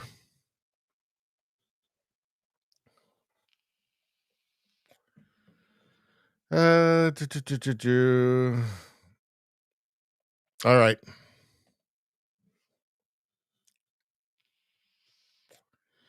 Turtle says crazies are out there. Saw a video of a woman breastfeeding a lynx cat on an airplane. No, oh God, that is not right. That is not right. Travis says Oilers need this kind of energy. Rosie says, oops, should have been 17.75 out of 10. That's right. That's the most you can get out of 10. Let's see. I don't know. I'm going to check out I'm just going to very quickly check it. Oh, geez. So it's 3-0. So that's it. Oilers are, Florida's going to win the cup. Oilers are going to lose to the Florida Panthers 2 years in a row. And yeah. So I'm just going to say at this point, no Canadian team is ever winning the cup again. So that's it. I'm done. I'm done now. No more.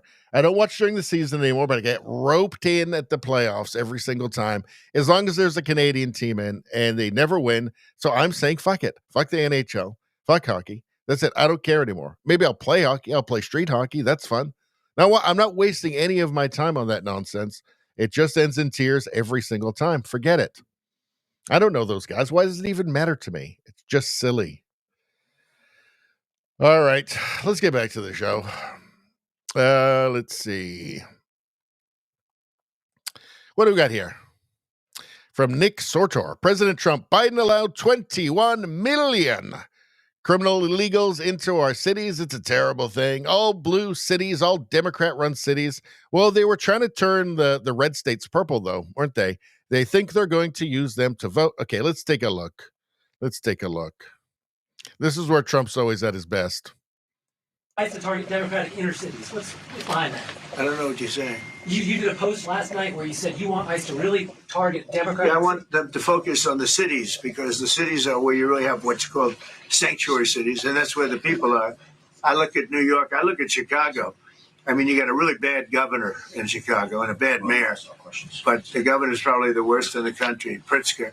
But I look at how that city has been overrun by criminals, and New York and L.A. Look at L.A. L.A. Those people weren't from L.A. They weren't from California. Most of those people, many of those people, and that's the focus.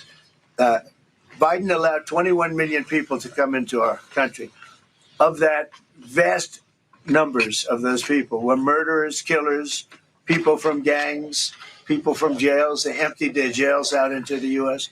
Most of those people are in the cities, all blue cities, all Democrat-run cities, and they think they're going to use them to vote. It's not going to happen.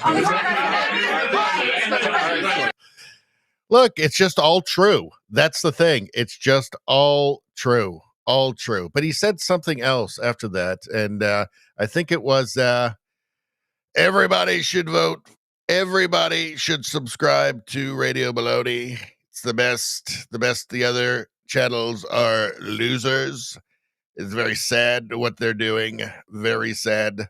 Subscribe to Radio Baloney and like the streams. Everybody loves them, right? So we all love them here. Do that. So that's what he said right afterwards there. I just had an audio file, just the audio file only. So I hope everybody will listen to President Trump and subscribe to my channel, and also like the stream. Like the stream. A lot of people tell me that it feels so good.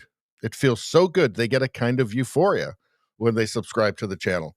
And I'm hearing from professionals that it's actually better than gender euphoria. Better than gender euphoria. That's what people get when they get their sex change operations. So I'm hearing it's even better than that. And it has the added benefit of you don't even have to cut off your dick and balls.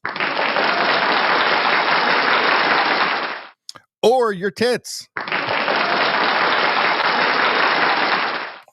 And you don't even have to have part of your leg removed and then rolled up into something that looks like a sausage and then have that sewn onto your crotch.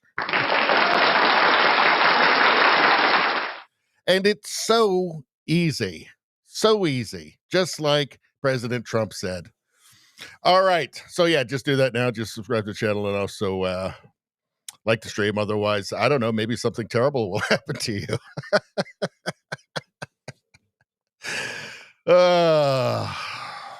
Why do I say these things? I shouldn't say these things. It's terrible. Just terrible. Just terrible. But anyway, let's see. But it's not as bad as that video, apparently, of the woman feeding a cat, breastfeeding a cat on a plane. I could never do anything as bad as that. Let's see. What period is that game in, by the way, now? Third period, 10 minutes. Yeah, it's over. Yep, it's over. All right. Don't care. Here's the thing. I don't even care. Let's see.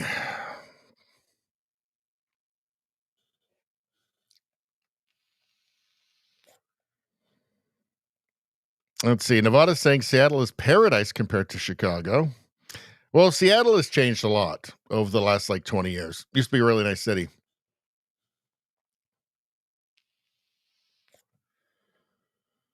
Let's see. All right, let's move on. What's this? Okay, so we already did that last time. Let's take a look at a couple of memes, people. How about this? I think I just got a few. Planet of Memes. Woke up this morning. Still no king.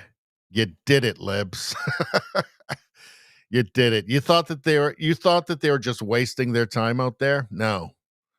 No kings. They were worried, very worried, that Trump was going to proclaim himself king and that the United States would become a kingdom. But guess what? I mean, I looked at the news all day today. Trump is still not a king. They did it. They accomplished it. They looked like a bunch of morons and idiots, but I got to hand it to him. He's not a king. He's still not the king of the United States. So they should be very proud of themselves. And all of the courage it took for them, too. All of the courage to go out and especially, since 90% of the No Kings protests were all boomers, right?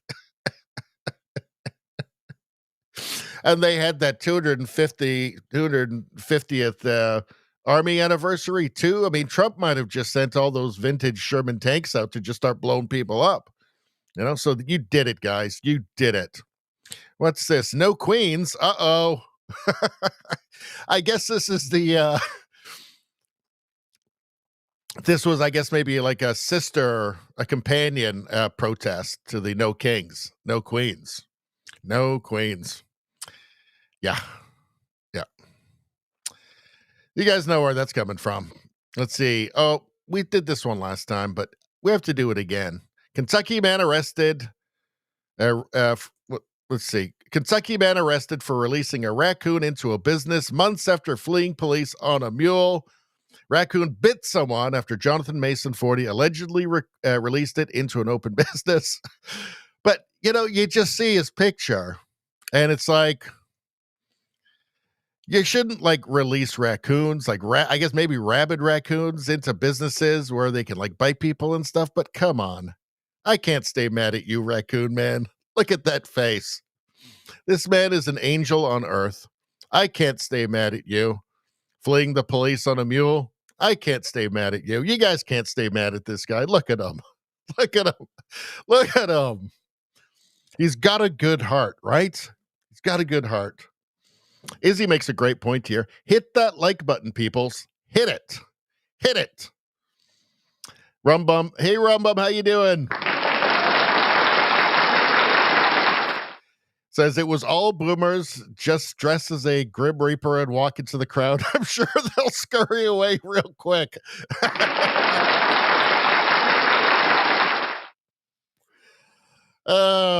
Yeah, I'm surprised nobody did that, actually. It's weird. It's this boomers crusade. It's like we saw it in Canada, too. Just like the boomers, not all, obviously, but enough to get Carney elected, win for Carney. It's just very, very, very strange, this boomers crusade. We saw it, even in Canada for they attempted to do, because they just have to copy whatever the left is doing in the States. Like the Tesla dealership protest, it was just boomers. And like the No Kings thing and all of the Tesla stuff down in the States was all just like 90% boomers trying to did they just never grow up? Were they trying to, relive their glory days of protesting in the 60s and 70s? I don't know. It's weird, though. It's like a generation that didn't grow up. It's so strange.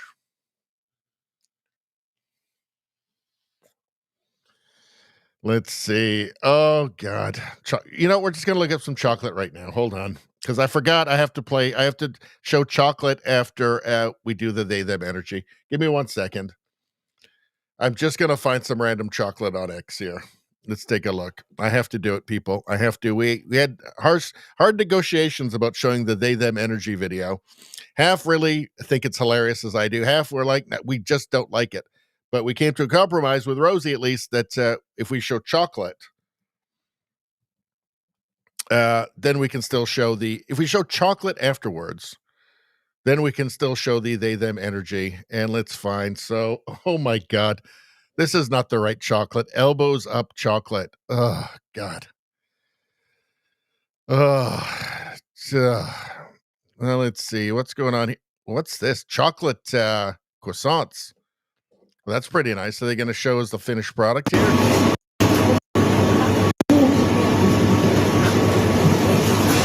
They don't even show you the finished product. Whoa. What the heck? Are you seeing this, Rosie? Are you seeing this? What the heck? Chocolate fudge brownies. Why don't I have that? Why don't I have that in my house? I mean, and I would eat that entire thing. I'd probably eat 2 of them. I mean, I know I eat this stuff. It goes straight to my fat, but delicious though. Look at that. Look at that. I am not going to run out and buy this as soon as the stream is over. I'm not doing it. All right, there we go. There's the chocolate. I have to do it. I'm contractually obligated to show that. Rosie said, fire. She's loving it.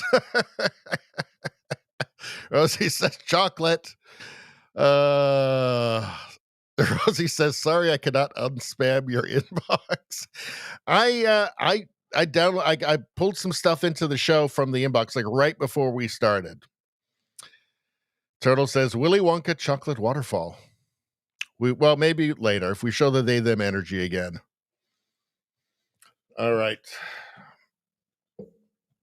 That's a fantastic looking chocolate brownie right there. Good Lord. Okay, let's move on. Let's see. From David Craden. He's got a good YouTube channel. He's a longtime Canadian journalist. He's very good. Why did Canada's Mark Carney send over $2 billion more to Ukraine Zelensky at today's G7? Okay.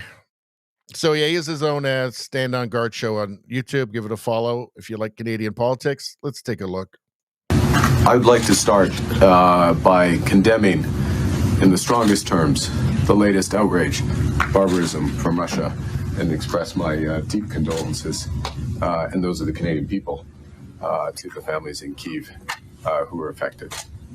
This underscores the importance of standing in total solidarity with Ukraine, with the Ukrainian people. And we had a discussion last night amongst G7 leaders. The President and I will discuss more, and then of course we'll have the direct discussion in a moment together. But we underscored the importance of using maximum pressure against Russia, who has refused to come to the table. The President has led unconditional. I'm not cheerleading anybody in that, but Russia has refused to come to yes, of course, they're going to refuse to do something that's totally unfavorable to them. They're willing to negotiate. They've tried to negotiate. They've been trying to negotiate going all the way back to 2022, but they're not. Why would they agree to like a 60-day ceasefire? They're winning. Every day they're moving further west. They're grinding down the Ukrainian military. It would make no sense for them to have a ceasefire because all that would do would give Ukraine the ability to, refresh their own side, right? Reorganize, refit, and stockpile weapons. Obviously, they're not going to do that. It's so dishonest that this is the misinformation, right? This is the real misinformation that we get. It's just so stupid. It's just obvious, right? They've refused to come to the table. No, they're willing to negotiate. They just don't want a ceasefire. Obviously, wouldn't. No side that was winning would want to do that. It's counterproductive to them, right? Russia is willing to negotiate an end to the war, but they have to get the things that they want. It's going to be a very tough deal. But they hold all the cards. This is why Trump has got nowhere. He has no leverage. Russia holds all the cards in this. All right, let's continue. To come to the table in search of peace. And maximum pressure includes financial pressure, and Canada is announcing today. I get this maximum pressure. Russia's doing fine economically, all right? They're winning the war. It's a war of attrition. They have more of everything. But this maximum pressure, what it really comes down to is it's getting the maximum number of Ukrainians killed in a war that they can't win. I mean, that is the horrible, tragic reality of this. Several measures, sanctions, first and foremost, against a number of individuals in Russia, against over 40 entities in Russia and beyond that are trying to contribute to the evasion of sanctions, the sanctioning of over 200 vessels in the shadow fleet that Russia is using, again, to try to evade these sanctions. That's the first thing. The second is we are providing additional military assistance, drones, helicopters, broader munitions, over $2 billion worth of assistance directly to Ukraine. And thirdly, we are dispersing the next tranche of the loan based on the frozen Russian assets, over $2 billion as well. This is our contribution. We'll be working with our European and other allies. It's all just fantasy land, right? You want to talk misinformation?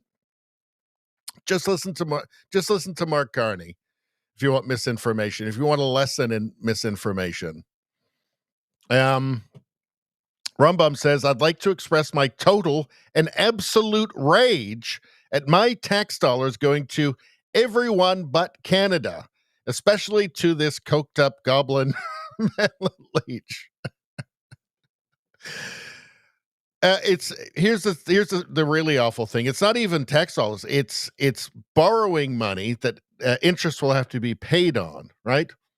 That's what it is. So yeah, it is your tax dollars, but it's not even just like directly from your wallet. It's like they have to borrow money to give it away. I mean, do we have to go through some of and I haven't updated this for a little while, but let's go through if you really want to feel rage. Hold on a second. Shall we go through some of the liberal foreign spending? And we can ask ourselves, what is the purpose of this? What is the purpose of borrowing all this money to give away to other countries for insane shit? Let's see. Where is it? Give me a second, guys. I got so many tabs here because I've covered so many different, so many bookmarks because I've covered so many subjects now. And I keep them all. Here we go. All right. So let's take a look. Okay, beyond that. Okay, well, here's that money being wasted, being given to not wasted, I guess. I guess it's well spent for the Liberals. It's bribery for Canadian media outlets, but that's at least in Canada. So at least that's being used in Canada. Let's see. Canada pledges nearly $100 million for Palestinians in Gaza West Bank. Gee, I wonder if Hamas is going to take all of that. Of course they are. Canada is giving $3.8 million to help the Lebanese armed forces update their mountain warfare ski school to allow for multi-gender occupancy. $3.8 million. So, and it as you see here, it actually says Mountain Warfare Ski School Maintenance Building. I wonder if the Lebanese can live without their $3.8 million gender-neutral maintenance building. I wonder. If they didn't get it, would anybody even notice in Lebanon? I wonder. I really have to wonder about that. I have to wonder so much that I have to wonder if none of this is real and this is just simply going to be stolen. Maybe this is some sort of grift. I just have a hard time believing that we're spending $3.8 million for a damn mountain warfare ski school maintenance building. Does anybody check up, like go and take a look at the old maintenance building just to see? Here, governments of Canada announced several key measures to help the Syrian people build a stable a country that respects all of its citizens. $84 million in humanitarian aid to Syria, a country run by literally terrorists. I mean, we're talking like ISIS, Al-Qaeda. So this should be rewritten. $84 million in terrorism aid. Let's see. Justin Trudeau spent $11 billion on overseas gender programs. Do you remember the gender-neutral demining in Ukraine? That was, I think, $4 million, I think. $272 million to Bangladesh to fill in the USAID gap for, guess what? Intersectional democratic spaces in Bangladesh. Gender-responsive and inclusive education, community resilience through locally led inclusive adaptation. So there you go, only $272 million for a bunch of money that's going to be stolen in Bangladesh for things that they don't want anyway.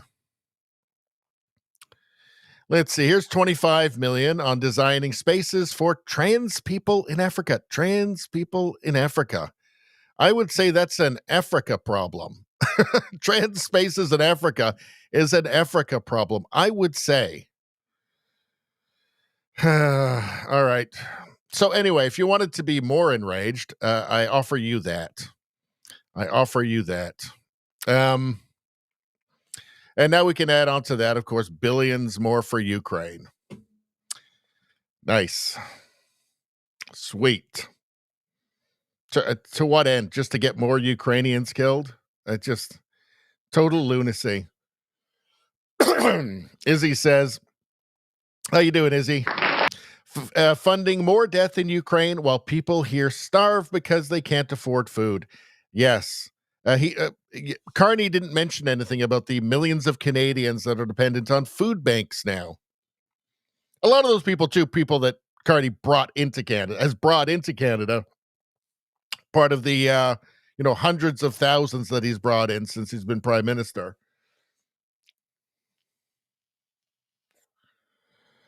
Let's see.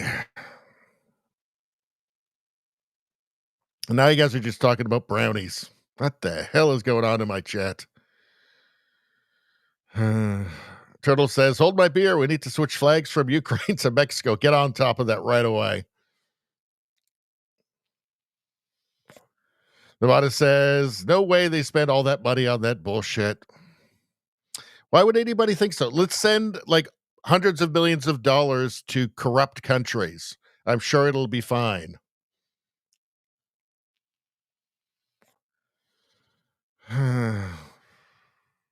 Rumbum says this libtard shit is either all money laundering or just goes to show that the belt never should have been taken out of a parent's arsenal. All right. What else we got going on here? Let's see. Yeah, the federal government, the federal Liberal government of Canada wants to ban gas-powered vehicles in under 10 years. They don't want most Canadians owning a vehicle. The government...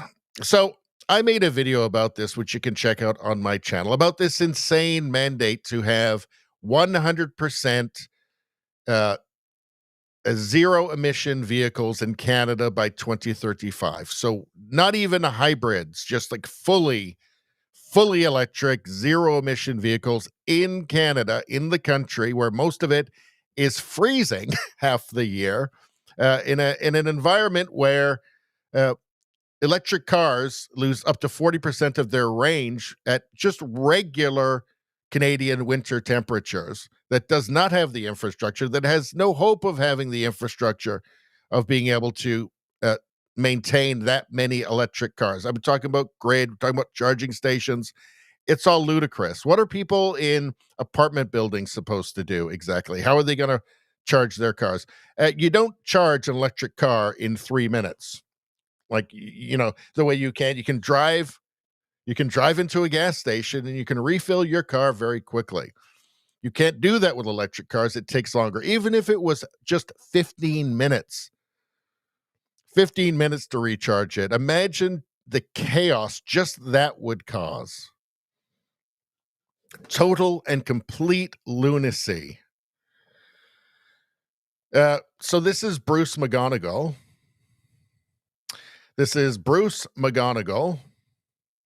He says, my building doesn't even have a single EV charging station in our parking area. Even if 10 people wanted to buy an EV, it would be chaos. And again, just imagine the chaos of people. Like, the entire country would come to a standstill with just people just simply waiting to charge their cars. He says, families, children, and grandchildren will be stuck walking streets full of violent, chaotic drug addicts and gangs. Yes, because that appears to be part of the Liberal plan for Canada. Let's see. The government wants most Canadians living in 15-minute slums, complete with injection sites, mega homeless, and third world healthcare. Let's see. So does 20 hours in the emergency room, does that count as third world yet? It doesn't. I'm not sure it's first world healthcare at that point. With the homelessness and the drug addiction you see in pretty much every Canadian city, you even see it in small towns now, right? Even small towns have the walking dead, at least some of them, constantly wandering around 24 hours a day. Here's Melissa Lantzman. What's she got to say about it? And let's not forget the nearly $31 billion in subsidies that were handed out to foreign automakers and battery manufacturers, all whom are already going bust in a really big way, and billions for multinational corporations and their executives, and heaven forbid a consumer gets $5,000 to buy one of these things. And let's not forget the nearly $31 billion. Yeah, it's just a big boondoggle. I've been saying all along that Mark Carney just wants to funnel Canadian wealth into a bunch of green boondoggles that will benefit him and Brookfield. That's it. None of this is going to work. It's going to be an enormous waste of money. But not for him. For him, it makes perfect sense. But for Canadians, like if you were thinking about the well-being of Canadians, it doesn't make any sense. But for him and his globalist pals, it makes perfect sense. So I guess that's all that matters. And I guess as long as TV keeps saying that Mark Carney's this button-down moderate and he's doing a great job, well, he's going to get exactly what he wants. And I guess Canadians that voted for him will get what they deserve. All right, let's move on. So I wanted to show you this. This is just embarrassing, I have to say. I thought that the elbows up idiocy was embarrassing. I thought it was a lowest common denominator election tactic for an uninformed and gullible population. And it turned out that's exactly what it was. Let's see. Elbows up, Mark Carney. He's the only one who can take on Trump. He's the only one. Let's see how that's going. Welcome to Canada. Thank you very much. It's a great honor. Happy birthday. A few days short. A little bit. A few days short, but didn't have a chance to see you on the day. Happy birthday to the U.S. military. By the way, he's literally morphing into Mr. Burns from The Simpsons. Look at him. He is actually turning physically into Mr. Burns. As well, 250th, and this is the 50th birthday, if you will, of the G7. This marks the 50th birthday of the G7, and the G7 is nothing without U.S. leadership, and your personal leadership of the United States. Many issues geopolitics, economic, technology, and working hand in hand with the United States, Canada. As I said, I thought the elbows up thing was just total idiocy, right? But you don't have to swing back you don't have to go the complete other way. Like, you don't have to just be a complete toady either. Like, you don't have to embarrass yourself and the country on the world stage. I mean, he's laying it on a little bit thick here for the guy who was telling us to put our elbows up. Like, how about just be normal? How about just that? I mean, because this is now just embarrassing at this point, right? Just be normal. Just behave with some dignity. Like, what is this? Let's continue. Like, I just want to be clear. The right move was always to just take a stoic attitude to the tariffs and to what Trump was saying about 51st state and all of that, and just recognize that, of course, our largest trading partner is always going to be the United States. It's the biggest economy in the world, and it would be idiotic not to recognize that and to make stupid threats that we can't follow through on. As it turns out now, quite obviously, Carney was never prepared or intended to follow through on. To make those threats for a political campaign, to cynically use that for an election campaign, was awful and also counterproductive ultimately, because guess what? While the United States is making deals with other countries, Canada's out in the cold. You think Trump didn't hear that? You think he didn't hear it? So he shouldn't be adversarial with Trump because it's just stupid. It's just counterproductive. But you don't have to be just this, slimy toady either. It's just weird. In the United States and the other G7 partners with your leadership. Very much looking forward to the meeting. I'm grateful to have you. Thank you very much, Mark. I appreciate it, and we've developed a very good relationship, and we're going to be talking about trade and many other things. And we have a whole group of people, some traders and some other people. I see my top economy people. But we have a very talented group of people, and you do too, and I know they work together very well. I look forward to that. The G7 used to be the G8. Barack. Here comes the ritual humiliation of Carney, by the way. The same thing that happened at the White House. Obama and a person named Trudeau didn't want to have Russia in. And I would say that was a mistake, because I think you wouldn't have a war right now if you had Russia in. And you wouldn't have a war right now if Trump were president 4 years ago. But it didn't work out that way. But it used to be the G8. And now it's, I guess, what's that, 8 years ago, it switched over. They threw Russia out, which I claimed was a very big mistake, even though I wasn't in politics then. I was very loud about it. It was a mistake in that you spend so much time talking about Russia, and he's no longer at the table. So it makes life more complicated. But you wouldn't have had the war. Let's not forget, he was Trudeau's advisor. Not at that time, but since 2020, right? He's very closely tied to Trudeau. So this is all should be very embarrassing to Carney, right? As much as he would try to, he would like to distance himself from Trudeau. No, he's deeply connected to Trudeau. In fact, what we're seeing from him now is just simply the Trudeau policies on immigration, on spending, on these, what he calls investments, which are just simply throwing away huge sums of money on green boondoggles. It's just Trudeau on overdrive. But I guess my real point is, Carney, just at least, I know nothing good is going to come from him, that he's going to accelerate the decline of the Canadian economy and the general decline of the country culturally, every single way, right? But at least just act normal. Can you just do us that? I mean, can you just give us that? Just be normal. Don't be weird. Don't be a weirdo, right? That was just embarrassing.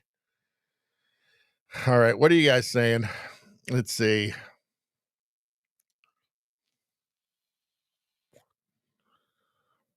What are you guys saying? Rumbum says he's already hunched over. Guess he thought he may as well suck Trump's dick while he was down there. Just embarrassing.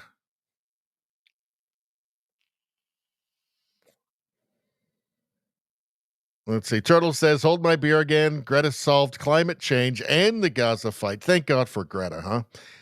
So she rests at home while her sister hits the stage with music. I quite like Beata Thunberg. I like her way more. Maybe it's just the contrast. I think she's kind of hilarious. This might replace they them energy. Maybe I should clip Beata Thunberg, because it is pretty funny, that clip.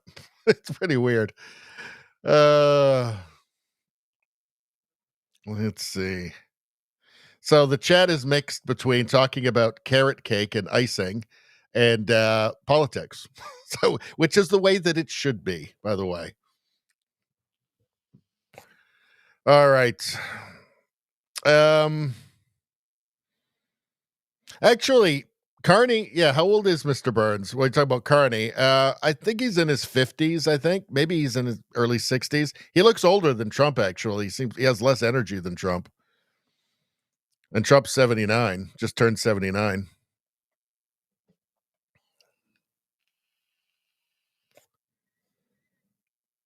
Let's see. All right, well, I think that's all we needed on that.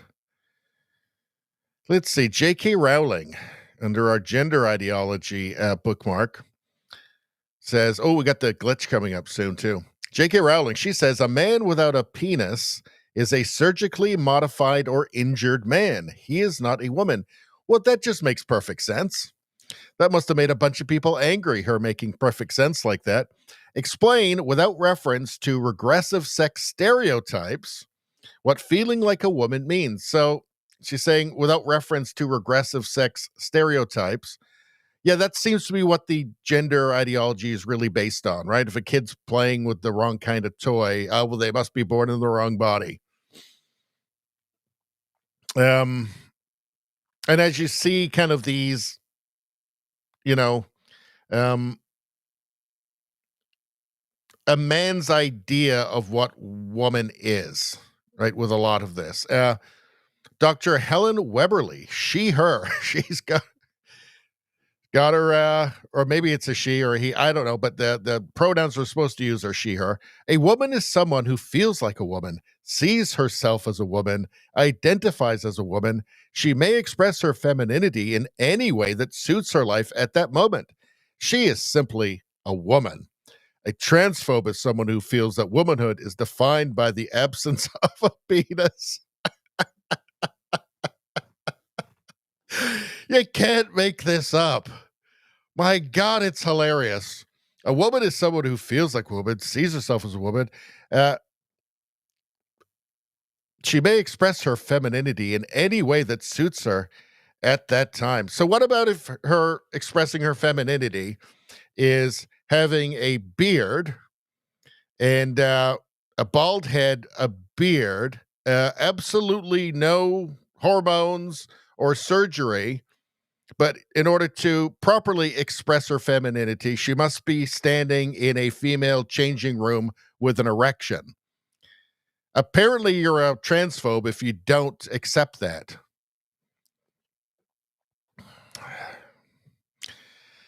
It's just weird. Like, this is an adult, a doctor? Doctor? What kind of doctor exactly? I guess not the kind of doctor that knows what a woman is, right?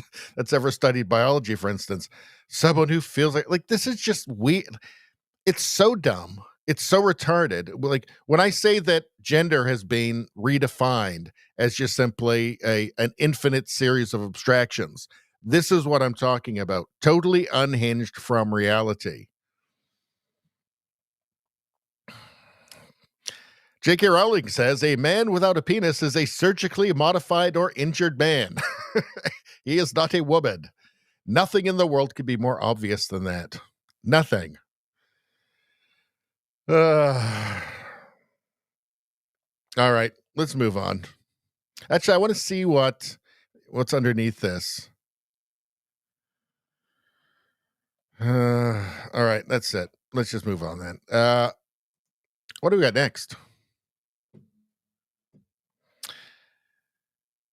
DNC spent $20 million studying why young men are trending Republican. This is from Breitbart. I made a video on that, by the way, a couple of videos on it. They're pretty funny. I would watch them if I were you. Subscribe to the channel, and then you can find all these wonderful and informative videos that I make all the time. Also, liking this stream makes puppies happy. Let's see. Introducing Colby Duhan, our new vice chair for finance of the Texas Democrat Party. Now, what do you think that Colby Duhan is going to look like? And let's keep in mind that they've already spent $20 million studying why young men are trending Republican. So here, it looks like they got a young man here. His name's Colby Duhan. Let's take a peek. Introducing the new vice chair for finance of Texas Democrats, Colby. Colby Duhan. I think they need to spend another $20 million. They haven't quite gotten it down yet. I mean, yet the Democrats, leftists, whatever, across the West, they do get young men. It's just that the young men are trending now towards anything that's not this. They don't want to be this guy. Right? I could have saved them $20 million, the Democrats. I could have saved them $20 million. Just said, they don't want to be that. So if that is going to be like one of your representatives and you're going to have this very smug photo, that's going to turn them away. They're going to look at that guy and they're going to say, I'm not going to get laid being like that. Unbelievable. Again, I could have saved them $20 million. Okay? They don't want that. If they see that, they're going to associate the Democrat Party with being some sort of, I don't know, soy-based wimpy loser. Is that a man, is he asked? Well, that's the question, actually. Because I think the Democrats do think that women make the best men and men make the best women. So I think they pretty much just explicitly state that at this point, don't they? Colby. DNC spent $20 million studying why young men are trending Republican. So they spent the money, they did their study, they've come away and they've selected the perfect young man to represent the Democrat Party, to get other young men to understand, to change their wayward ways and join the Democrats. Colby. I'm Colby Duhan. Come on, boys. Time to join the Democrats. Come on, boys. Time to jump on the donkey. I'm Colby. I'm Colby. I only cost $20 million.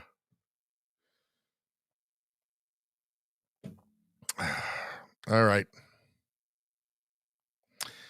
From Thomas Sowell quotes. Thomas Sowell quotes, a very wise man. You might think that the collapse of communism throughout Eastern Europe would be considered a decisive failure for Marxism.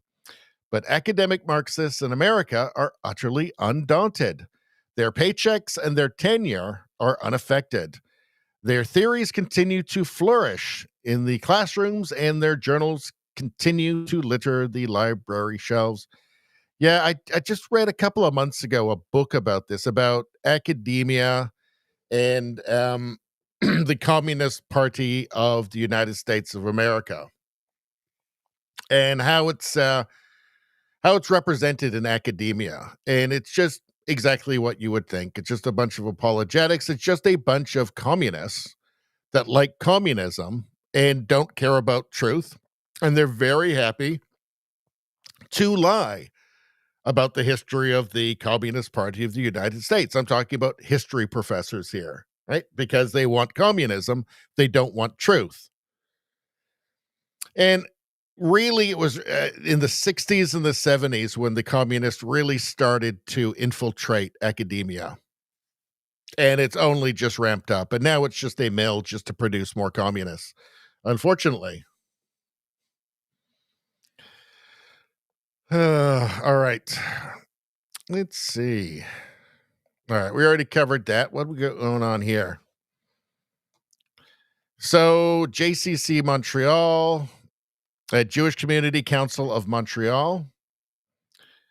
So we didn't used to have this stuff in Canada. Enough is enough. Another threat tonight, this time against one of our Jewish schools and synagogue.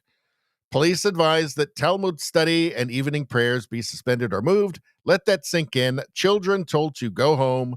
Congregants forced to pray elsewhere because of hate.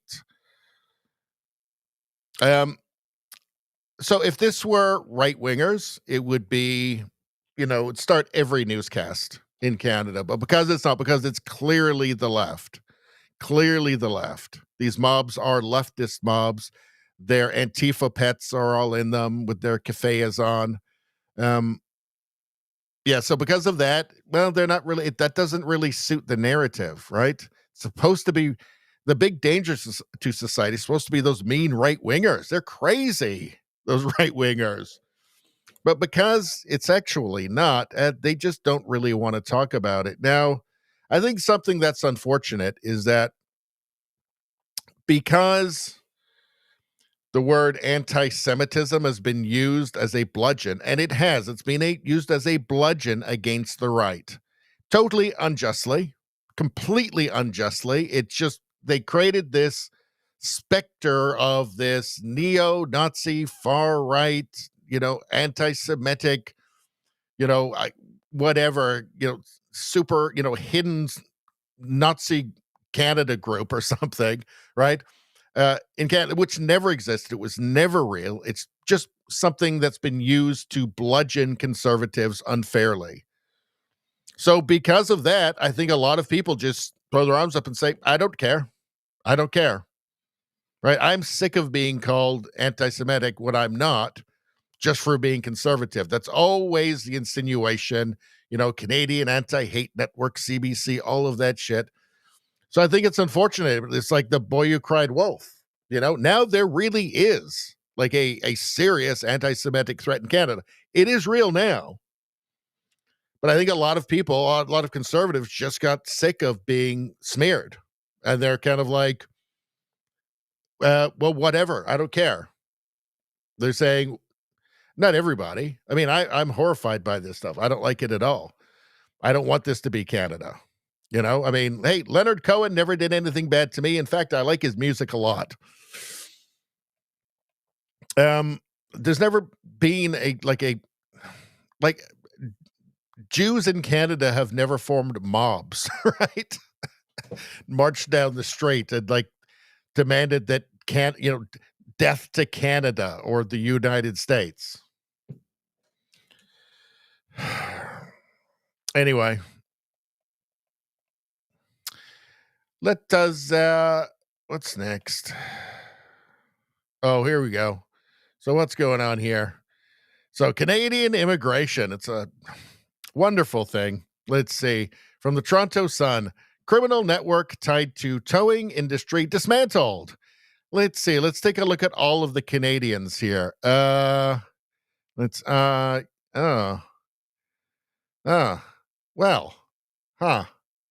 So there's very few Brads in here. There's very few Jims in here. I don't see the last name Smith in here anywhere.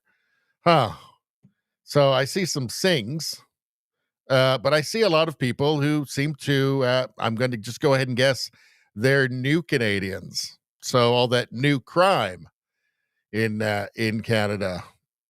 I wonder why you'll see this in the Toronto Sun, but yeah, you're never going to, CBC is not interested in telling us about this. The consequences of the mass immigration and the total lack of vetting. It's not dismantled if they let them all out on bail, which of course they will do. Of course they will do, because that's the law in Canada, because we're crazy, because we're idiots. Let's see. Let's move on to the next thing. Actually, let's get to the chat for a second. Let's see. What do we got here? Oh, yeah, I like this one. This is a good one. This is like women's sports.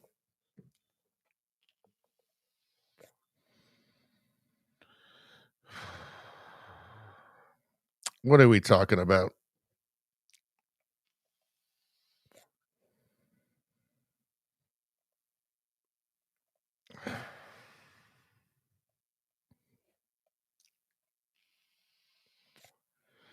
Let's see. Charles says, bye, Hogg.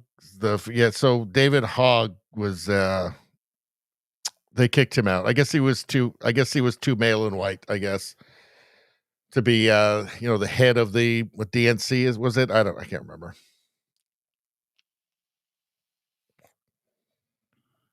Let's see.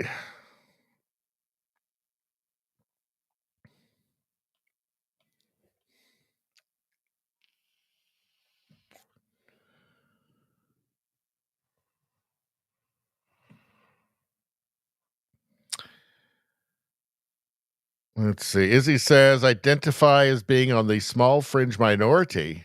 Small fringe minority. Small fringe minority? Proud member myself, but I have yet to meet anyone that hates as much as those on the left. Yes. Yeah. It's all projection with the left, right? Okay, as well as with their servants on their apologists on the evening news. So let's get to the last bookmark of the evening, shall we? So this is very serious here. I was all for the deportations until I saw this. They're deporting Chihuahuas now, people. I mean, let's watch. Breaking news tonight, ICE raids continue as Chihuahuas become the latest targets in what officials call a canine compliance operation. Clear left. Kennel loaded. Earlier this morning, ICE agents raided several homes in this neighborhood, detaining at least a dozen Chihuahuas. Community reaction has been mixed. I'm not saying they're all bad or that they deserve cages, but ever since the raid, the barking stopped. The neighborhood's been a lot quieter. Breaking news tonight, ICE raids continue as Chihuahuas raided several homes. The neighborhood's been a lot quieter since they got rid of those Chihuahuas. They are loud, got to admit. They are loud, but it's heartbreaking, isn't it? Let's see, from Vince Lang, this is hilarious because it's true. Let's take a look. Actually, make that a little bigger. What is going on? Right? Like, it's past if you're divided politically. Even, you have to admit, even if you're like, I don't care, as long as it's not you know who. Like, that was like a demonic, like the devil came out and just whoever, like, we're gonna make people hate Donald Trump, hate. Get him. I hate Donald Trump. He's a racist. He's a dead white supremacist. He's an insurrectionist. They lynch people. Even. I'm not going to blame you because I saw the news channels. I saw them saying, he's racist, he's sexist. You would just wake up to pee in the middle of the night. He hates Mexicans and he says they're rapists and he hates black people. And right? They had, remember the Women's March? We're going to march!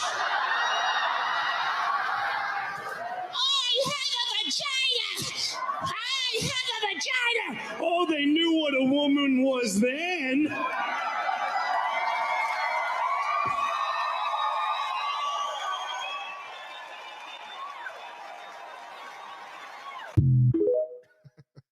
Oh, they knew what a woman was then. Have you ever seen those man on the street interviews with the guy who talks to women and he asks them about like trans rights and but he goes into it pretending that he thinks that they're trans and he says he totally supports them, and then you see the reality coming out where they realize that he thinks that they're trans and they are very offended by that. All of a sudden it's not such a beautiful thing anymore. This is in the tiny northern town of McTier, Ontario. They asked me if I wanted to donate to their Pride charity. What exactly would I be giving my money to? Lube, I guess. Like, why do you need like Pride benches in tiny towns? Like, it's just all just like, it's just People in the future will look back and just think that we're mad, think that we were mad, and they will be right to think that we were mad, completely mad. Elon Musk, their new name is perfect. Wall Street Journal, we suck at journalism. We suck at journalism. Perfect new name. Perfect new name for them. What do we have here?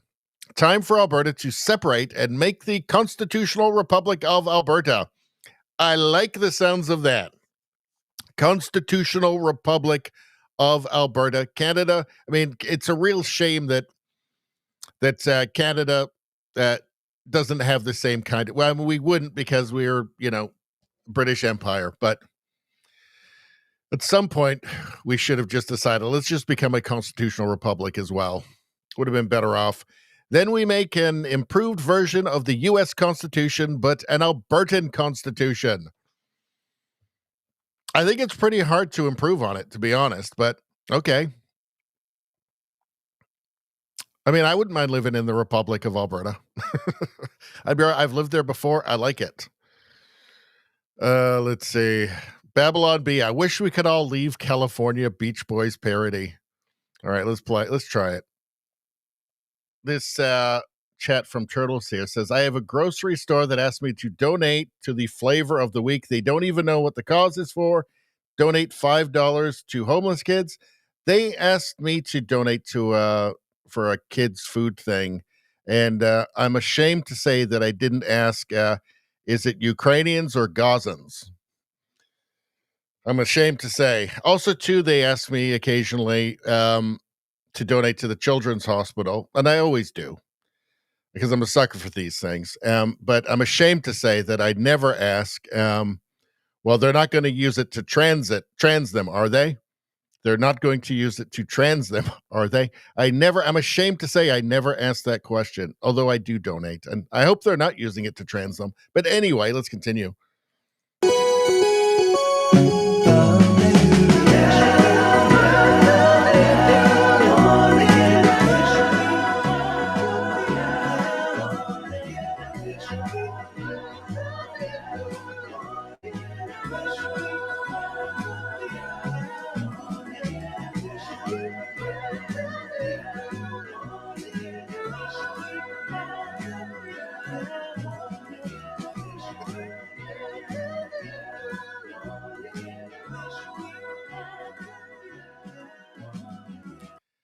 Yeah, California was like considered paradise. Like in the 60s, California was paradise. Even though I haven't been there in, I don't know, 10 years or something, but even last time I was there, it was like LA anyway, was kind of a shithole, It was not all that nice. But yeah, all right.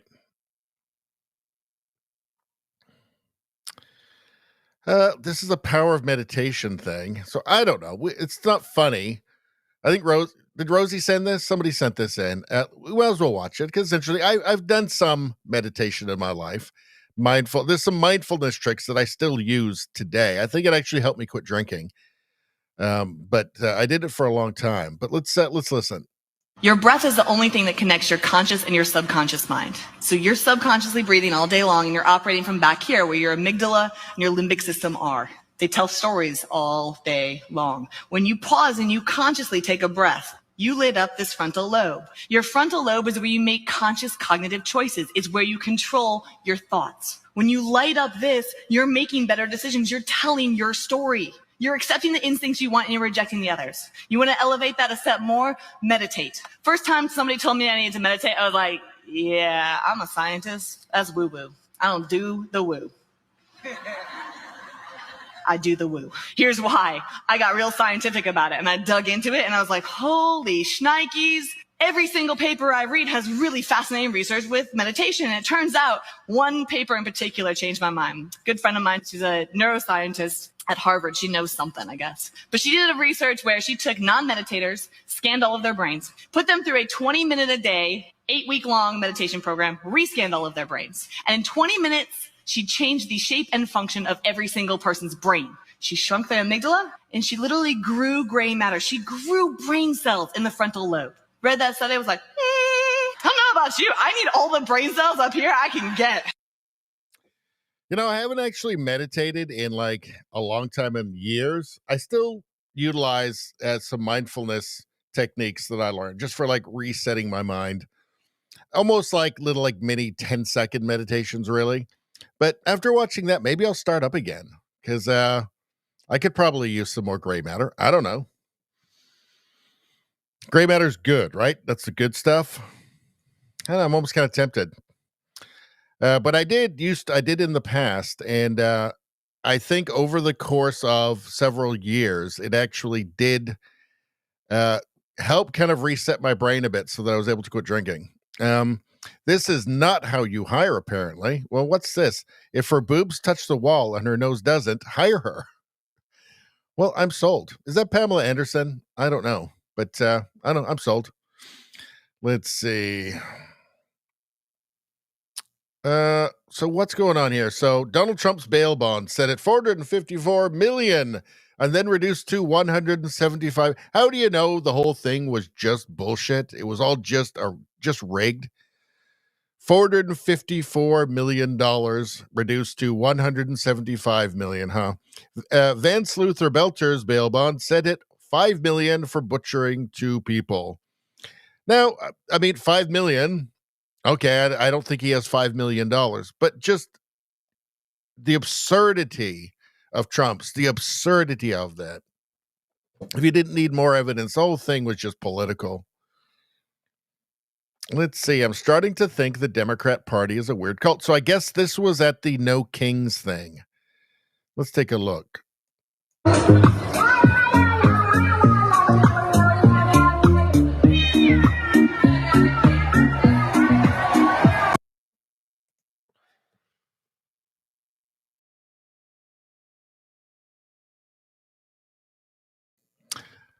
Uh-oh. How long were we down for? We weren't down for too long, were we? We weren't down for too long. I'm sure we weren't down for too long. All right. But in the meantime, you know what? I'm going to do this right now. Let's do this right now. Here we go. If you're looking for a great place online for news, discussion, and entertainment, then check out Truth Social, Donald Trump's social media website. Commies are allowed, but they just won't like it. You'll get breaking news stories and commentary from top media figures. If you want to see Trump's legendary Truth Social posts, then get on Truth Social today.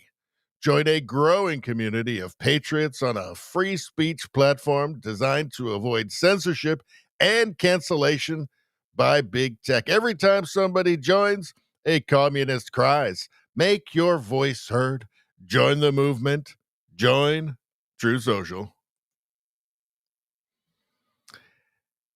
Easiest 28 cents I ever made. All right, so let's watch this again. So, yes, this was at the No Kings thing. You see this thing that comes by is a anti-ice sign. It says cats eat mice, but then it's like the small m and then ice.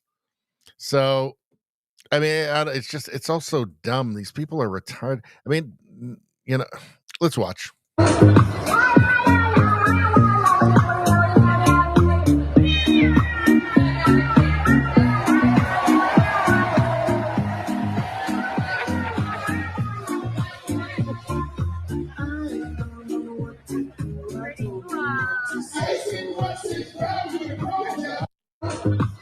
Like, all of these people are boomers. There's a boomer there. She's a boomer there.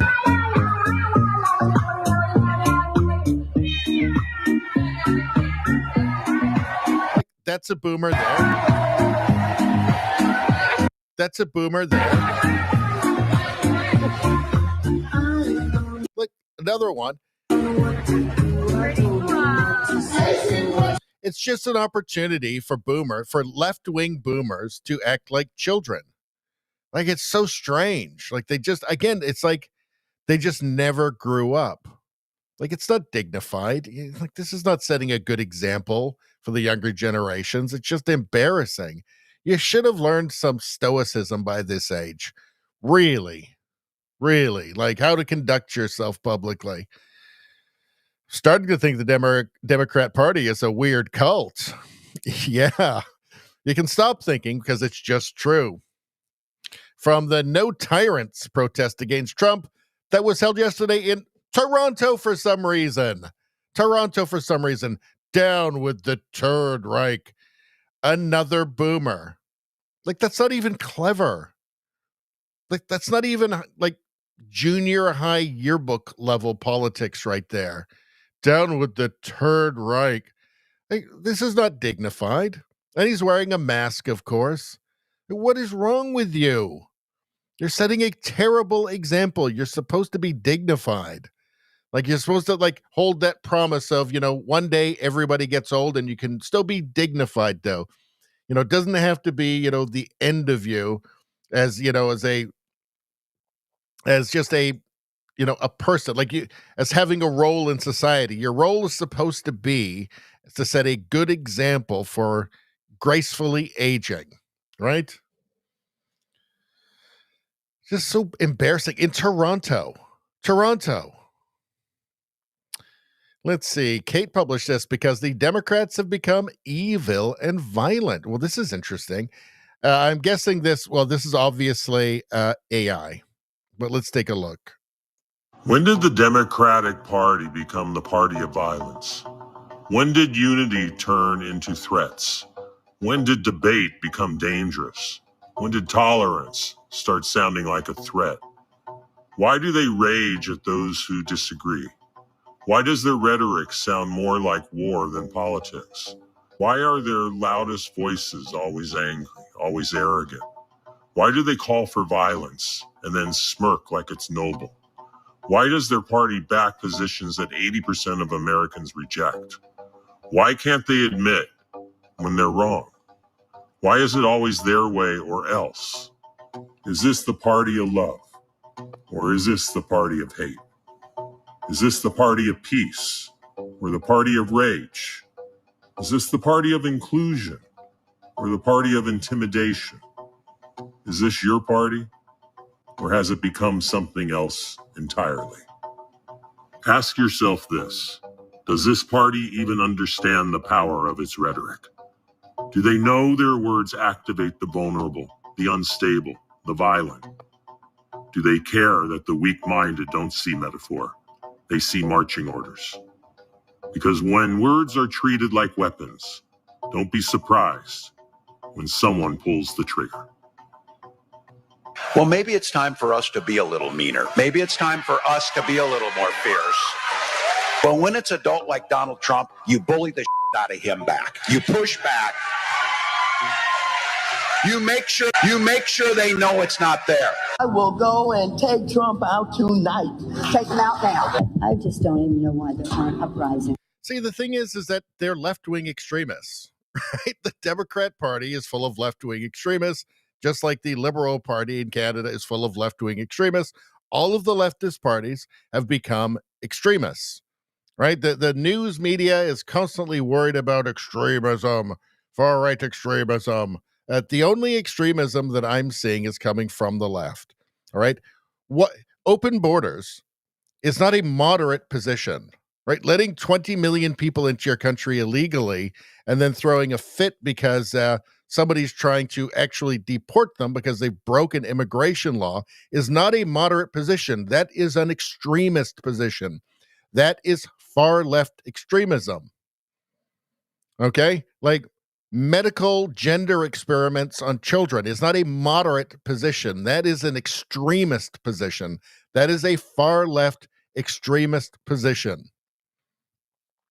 Okay, they're extremists. The teleprompter readers on TV are either far left extremists, whether they know it or not, or they're pretending to be by just simply reading literally whatever shows up on their teleprompter, like Ron Burgundy, but way more evil. So the answer is they're far left extremists. That's why they act like far left extremists. That's why they seem violent, because they are by any means necessary extremists. Many of them are just outright Bolsheviks, in my opinion. What's this here from Thomas Sowell quotes?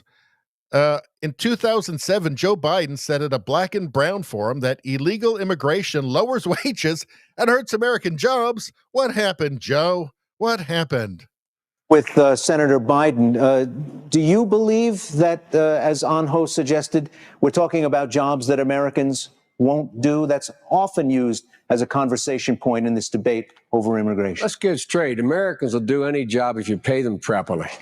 You know, the fact of the matter is that doesn't mean we don't need guest workers. We do. That doesn't mean we don't need, but we should base the number of guest workers that are in the statute that we're trying to pass, and we tried to pass before comprehensive immigration reform, based upon need, not on an absolute number. And we should require employers to offer those jobs to citizens to see if they want those jobs. Case in point, you had Swift Meats down in North Carolina.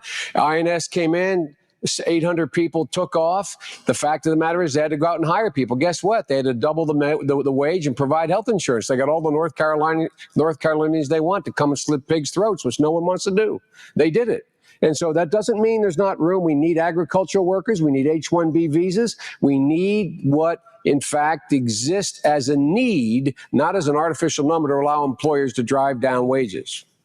Well, earlier in this panel, it was suggested that hiring illegal immigrants to do these jobs doesn't drive down wages. So I'm interested to hear this anecdotal evidence. It drives down wages. I think it drove down wages at Swift Meats. What happened? When 800 out of 2,800 people left, they had to go out and say, okay, now we'll pay $10.50 an hour instead of $6 an hour, or whatever the number was.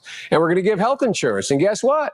North Carolinians showed up for the jobs. That's what happened. So it should be. So did Joe Biden change his mind? Did he change his mind on all this stuff? Or did he just never actually care about any of it in the first place, and he just simply was always saying whatever he thought was most politically expedient in the moment to serve his goal, his aspirations to power? I think we know the answer to that. What's next? All right, I think we're at the oh, look at this. Now look at this. This is what we call a palate cleanser right here. Dog brought back a lost lamb home. Dog brought back a lost lamb home that was missing for 2 days. Look at this. Good Lord. Dogs are just the best. Look at this. Oh, and it seems like they made pretty good friends too.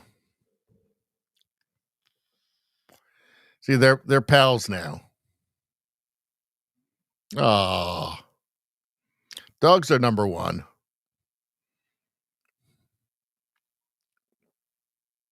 All right. See, look, now they're buddies. Now they're buddies. Best friends for life. Oh, it's just dogs. Dogs. Can never get enough. Dogs are great.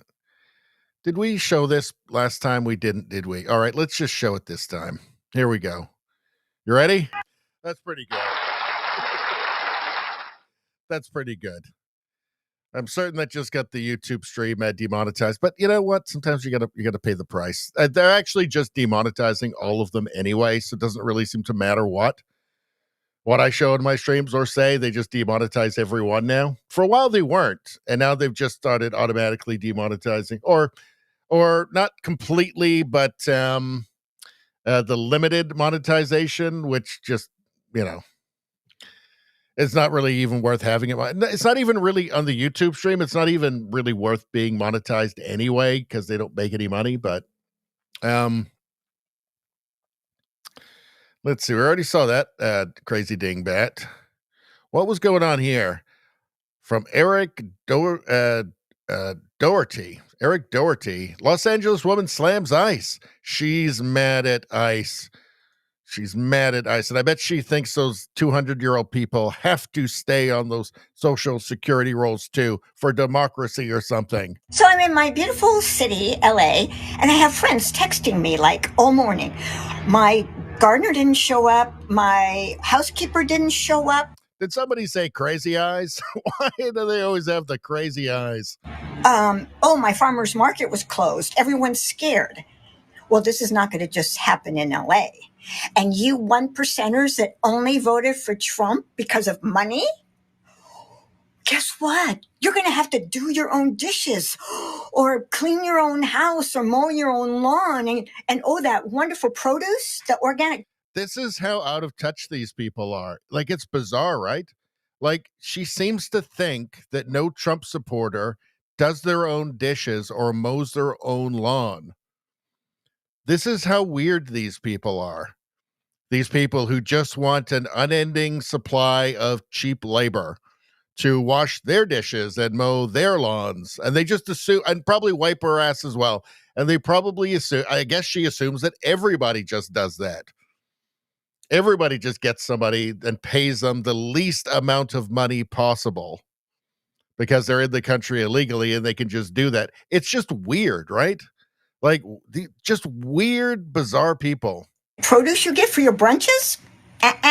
All gone. Yeah, you're going to actually have to do some work around your house. These people are important. Do you actually think that all Trump supporters have maids? Obviously she does. Like, obviously she thinks that, right? Like, clearly she has a maid. She must, I mean, I guess she's not doing her own dishes, mowing her own lawn, cleaning her own house. It's just pretty weird, right?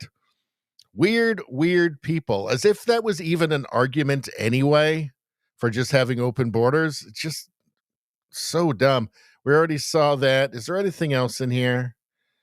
Oh, you know what I wanted to see? Here we go. All right, let's take a look. From Jason Cohen. Bill Maher scolds Sean Penn for saying he wouldn't have dinner with Trump. Of course he wouldn't. He's Sean Penn. He'll have dinner with El Chapo, but not Trump. Let's take a look. I have not been invited. The only reason I would not accept an invitation is because I see no, it's a long flight. And I see no, really? You'll meet with fucking I don't think Castro and Hugo Chavez, but not the president of the United States? Yeah, I saw good results come out of some of those things in terms of agendas that I had. I don't think that there's anything that I would, I just personally wouldn't trust anything that was said in the room, including the personality. It's not a matter of trusting it. It's a matter of seeing it, matter of experiencing, matter of knowing it. Yeah, it's more knowledge. It's like saying, I don't want this medical test because I don't want to know. I want to know. Yeah, fair enough. Okay. Fair enough. Yeah. I mean, I have some good friends that, are. I said this many times within the piece when I did it, that like, it's up to, I'm just giving you the report. It's up to you to make the decision. Who do you think is the real guy? I'm telling you, there's a very different guy behind closed doors in a different setting. Now, or capable of performatively seeing that. Yeah. Well, one of my my friends who believe in astrology would say he's a Gemini. Of course, there's two of them. Okay, that's one way to look at it. Other people will say, well, the real guy is the guy you met, and he's playing this clown on TV. And other people will say the reverse. It seems harder to do the reverse. I mean, can you really pretend to be sane? You can pretend to be insane. I think it's harder to pretend to be sane, to be measured, and like all the things I said, which is just what happened. Mm-hmm. So again, there's three parts of this. Would you go to the dinner? I think you're crazy not to want to see up close the person who's this important in everybody's lives for the last decade. I completely understand that. Two, are you going to lie about it? I'm sorry, I'm not a liar. I don't lie, so I told the truth. And then three, do I go back to doing what I always did? Yes, I did. Yeah, but you could have told more truth or you could have told less truth. I told a lot of truth. I told everything. I would have enjoyed a little more brevity on that. But I absolutely understand that. But that's just emotional. You were just triggered. It's possible. It's possible. It's true that. But For some reason, this particular president triggers me rather often. Exactly. He makes people crazy. But he's not making me crazy. But so you really wouldn't go? No, I don't. I'm not saying I think. I think the problem with a lot of these actors is that they're used to getting scripts. Sometimes they're good, sometimes they're bad. Sometimes their characters are very intelligent and well spoken, and they think that's them. Right? There's a reason why Sean Penn isn't a screenwriter. Right? There's a reason why other people have to write the words that he reads. Right? Have to write the things that he says. There's a reason. The same thing with, Robert De Niro or George Clooney. But I think they internalize it and they think it's actually them because they're good at reading what other people write.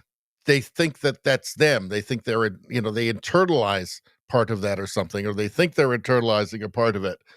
And they end up with this and of course, when you have, adoration and people telling you're wonderful because you're good at play acting, you're going to have an inflated ego, right? So really, it's the worst thing. Social media and, getting involved in politics is the worst thing that could have happened to these people. I mean, Bill Maher he says a lot of what he says is actually perfectly reasonable. And I thought his reaction to his meeting with Trump was, I thought pretty measured and sensible, right? But Bill Maher comes from stand-up comedy. So nobody wrote his words, right? And on his show, I mean, I know he has writers on his show, but he has to think on his feet a lot. So he's going to come off as more intelligent than an actor, who's good at reading what other people say, but nothing else. Their own words are not great. They're not great. So, I mean, Bill Maher, look, he will always vote for things that he hates every single time because he's just so addicted to political fashion and just the Democrat Party and just the slow drip, drip, drip of the framing of Republicans as being bad. It's just so distasteful to him. It doesn't even appear to matter what the policies are or whether he agrees with them or not. It's just the label. But he's smarter than Sean Penn. All right, we already saw that. I think that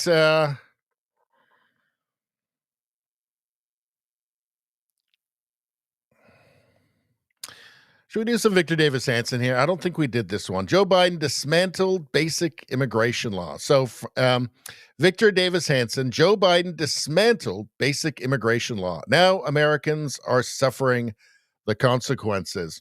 Let's have a listen to what Victor Davis Hanson says. We're big fans of VDH on this channel. He's got a great way of boiling things, often complex things, down into something sane. Let's take a look. Immigration is not just back in the news, it's in the news every single day. Let's put it in some historical perspective. Joe Biden has a legacy, and it's going to be very hard to deal with. For the next 20 years, we're going to be dealing with the fact that he and Alejandro Mayorkas deliberately, intentionally destroyed immigration law as we know it. The Trump administration is doing a heroic job to close the border. That's not the problem now. They solved that existential problem. The problem is that you have 12 million people here that are completely unaudited. What do you do with 12 million people when you can only deport 800 or 1,000 a day? So they would have to step up their efforts by a magnitude just to get back to where Joe Biden started. Yeah, and that's the lower end of the estimation of how many. I mean, a lot of sources are saying it's 20 million or even more. Hello, this is Victor Davis Hanson for the Daily Signal. Immigration is not just back in the news, it's in the news every single day. Almost every single day we see someone here illegally, like Mr. Soleiman committing an act of terror when he tried to burn Jewish activists, burn Jews. We saw Mr. Abrego, who was an M13 member and became a cause celeb when he was deported. He was a spousal abuser. He was a gang member. He was a human trafficker. I don't even want to get into the sad, tragic tale of all of these young, beautiful, vibrant women who have been killed by illegal aliens. I don't want to get into the issue that here in Fresno County, about a half of the traffic accidents, the people involved that were culpable have left the scene of the accident. So it's a real problem. And let's put it in some historical perspective. Joe Biden's legacy will be he has a legacy, and it's going to be very hard to deal with. For the next 20 years, we're going to be dealing with the fact that he and Alejandro Mayorkas deliberately, intentionally destroyed immigration law as we know it. They opened the border, and they let in 12 million people. Keep in mind some data. The administration, the Trump administration, is doing a heroic job to close the border, but that's not the problem now. They solved that existential problem. The problem is that you have 12 million people here that are completely unaudited. And this is in addition to somewhere between 10 and 20 million that were here already prior to Biden. And on a good day, Tom Holman and ICE and the Border Patrol can maybe deport, they find 800, but Joe Biden let in 10 times that number per day.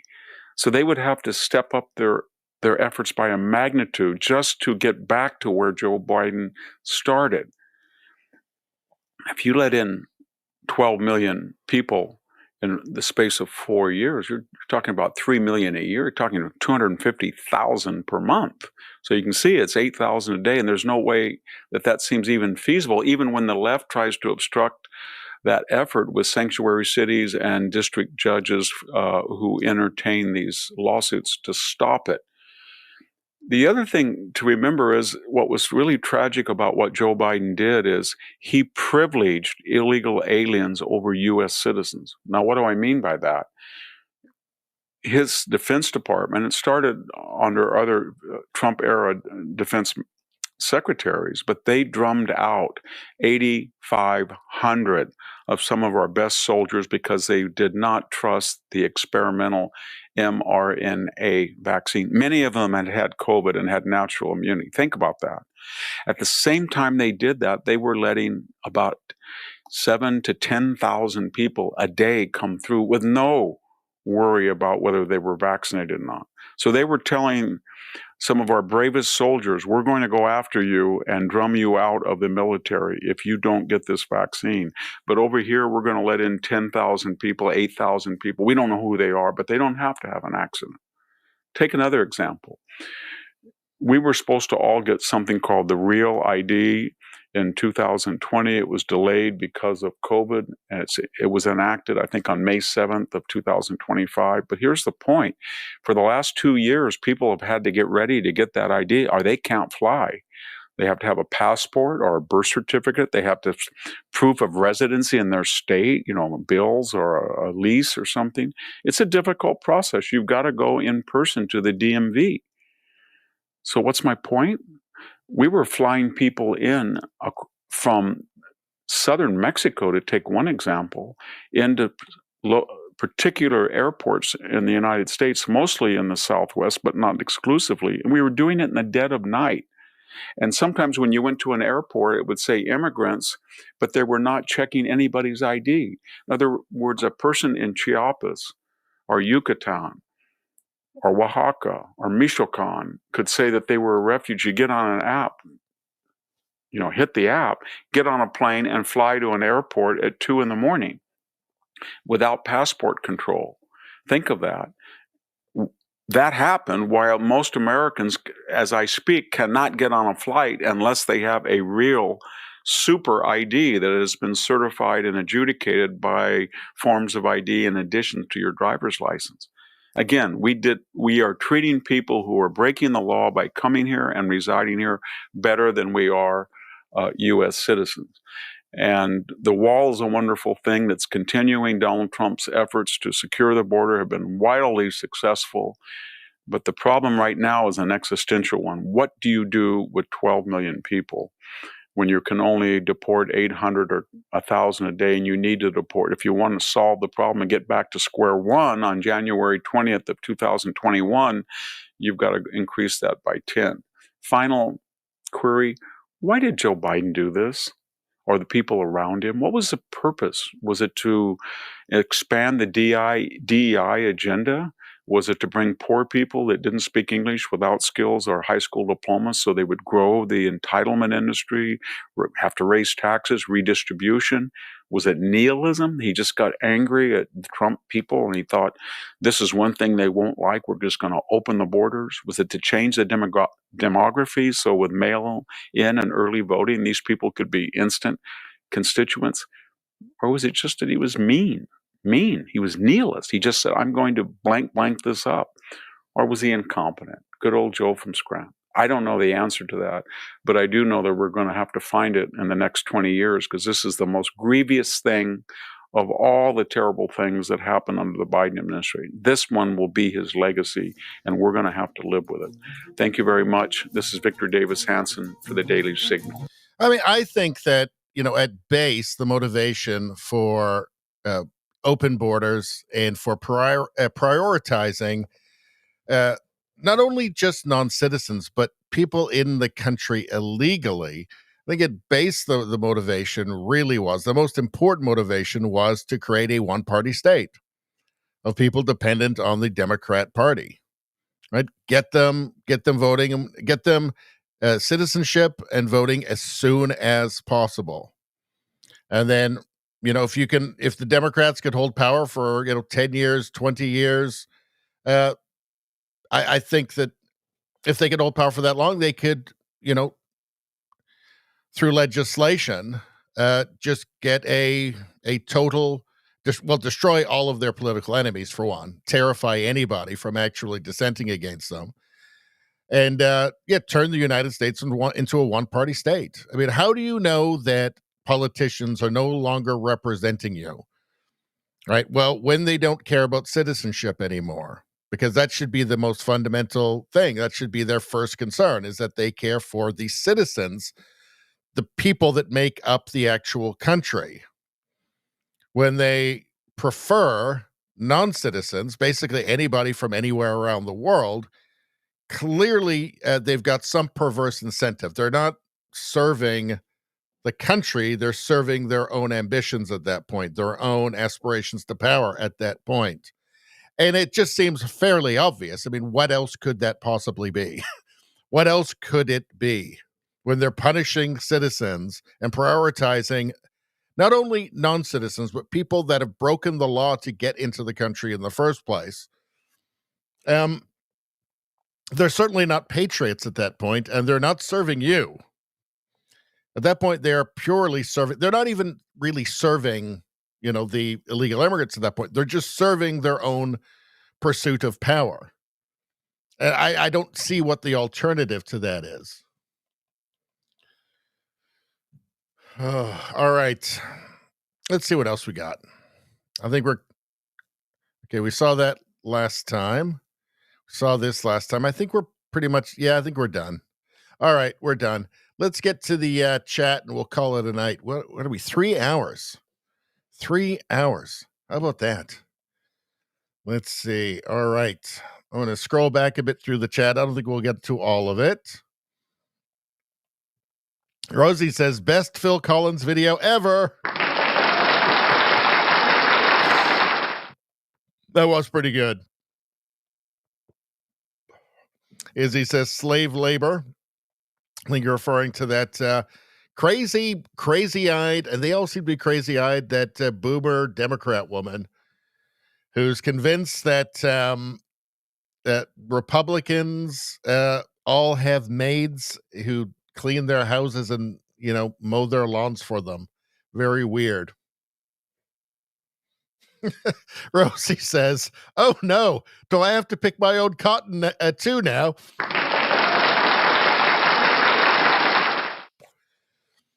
Oh dear, yes. Of course, everybody has servants to pick their cotton for them, of course. It's just a disaster. Let's see. Nevada says Democrats love slavery. Well, historically they do. Rosie says no security, no guaranteed minimum wage, no net if they are disabled, no prep for retirement, no pay for sick days. and no way to have a better pay ever. Well, the Democrats have been trying to, in the blue states, get them on as much social benefits as possible. I think in some cases, actually more.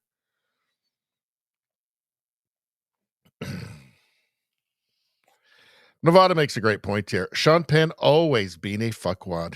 Yes, same with Bono. Rosie says commies both. Absolutely both commies.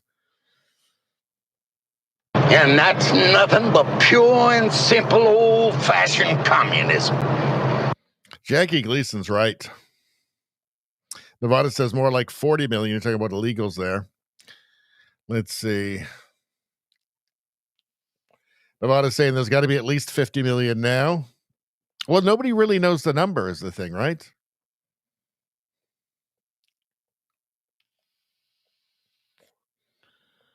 Rosie says to cause districts to be redrawn. Well, no, I believe the Trump administration is changing, or they're trying to change the census so that citizenship matters.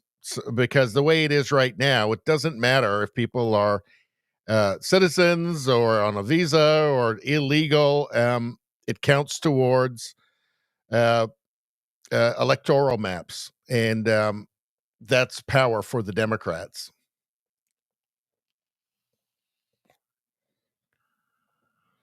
Mickey says, good evening, everyone. Off to Canada tomorrow. Not staying long. Well, we're not going to be here long, so it works out. Let's see. Birch Bay the next day. Well, enjoy your time. It's good to see you. Let's see. Plunderworld says, clients get upset when I refuse to speak Spanish. How you doing, Plunderworld? All right. This would be a great time to suggest that anybody who's not subscribed to the channel, you go ahead and subscribe to the channel right now. Also, liking the stream is a big deal. Everybody loves to do that. It's a big deal these days. The kids are all doing it. Everybody's doing it, from 2 to 200. From 2-year-olds to 200-year-olds that are on the Social Security rolls. Everybody's doing it. Subscribe right now. And yeah, I think that's it. So, so Friday, we're back on Friday. Probably be a shorter one on Friday because I've got to travel the next day. Long day the next day, going off on another one of these road trips. I'll be gone till the 30th. But Friday we will do it. I think, shorter one because I got lots to do. I'll be leaving on the Saturday. So, but we will be back on Friday, 7:30 Pacific, 10:30 Eastern time. And and then I'll be off for a little while. So everybody make sure you find the Friday one. I'm going to try, as I got to say, I had a little less energy than I hoped for this evening. Sometimes it just works out that way. Sometimes you just don't have the same energy, and there's not really much you can do about it. It's not like there's some magic cure where suddenly you could just all of a sudden just have all of this magical energy. And next thing you know, you're... They, them, energy.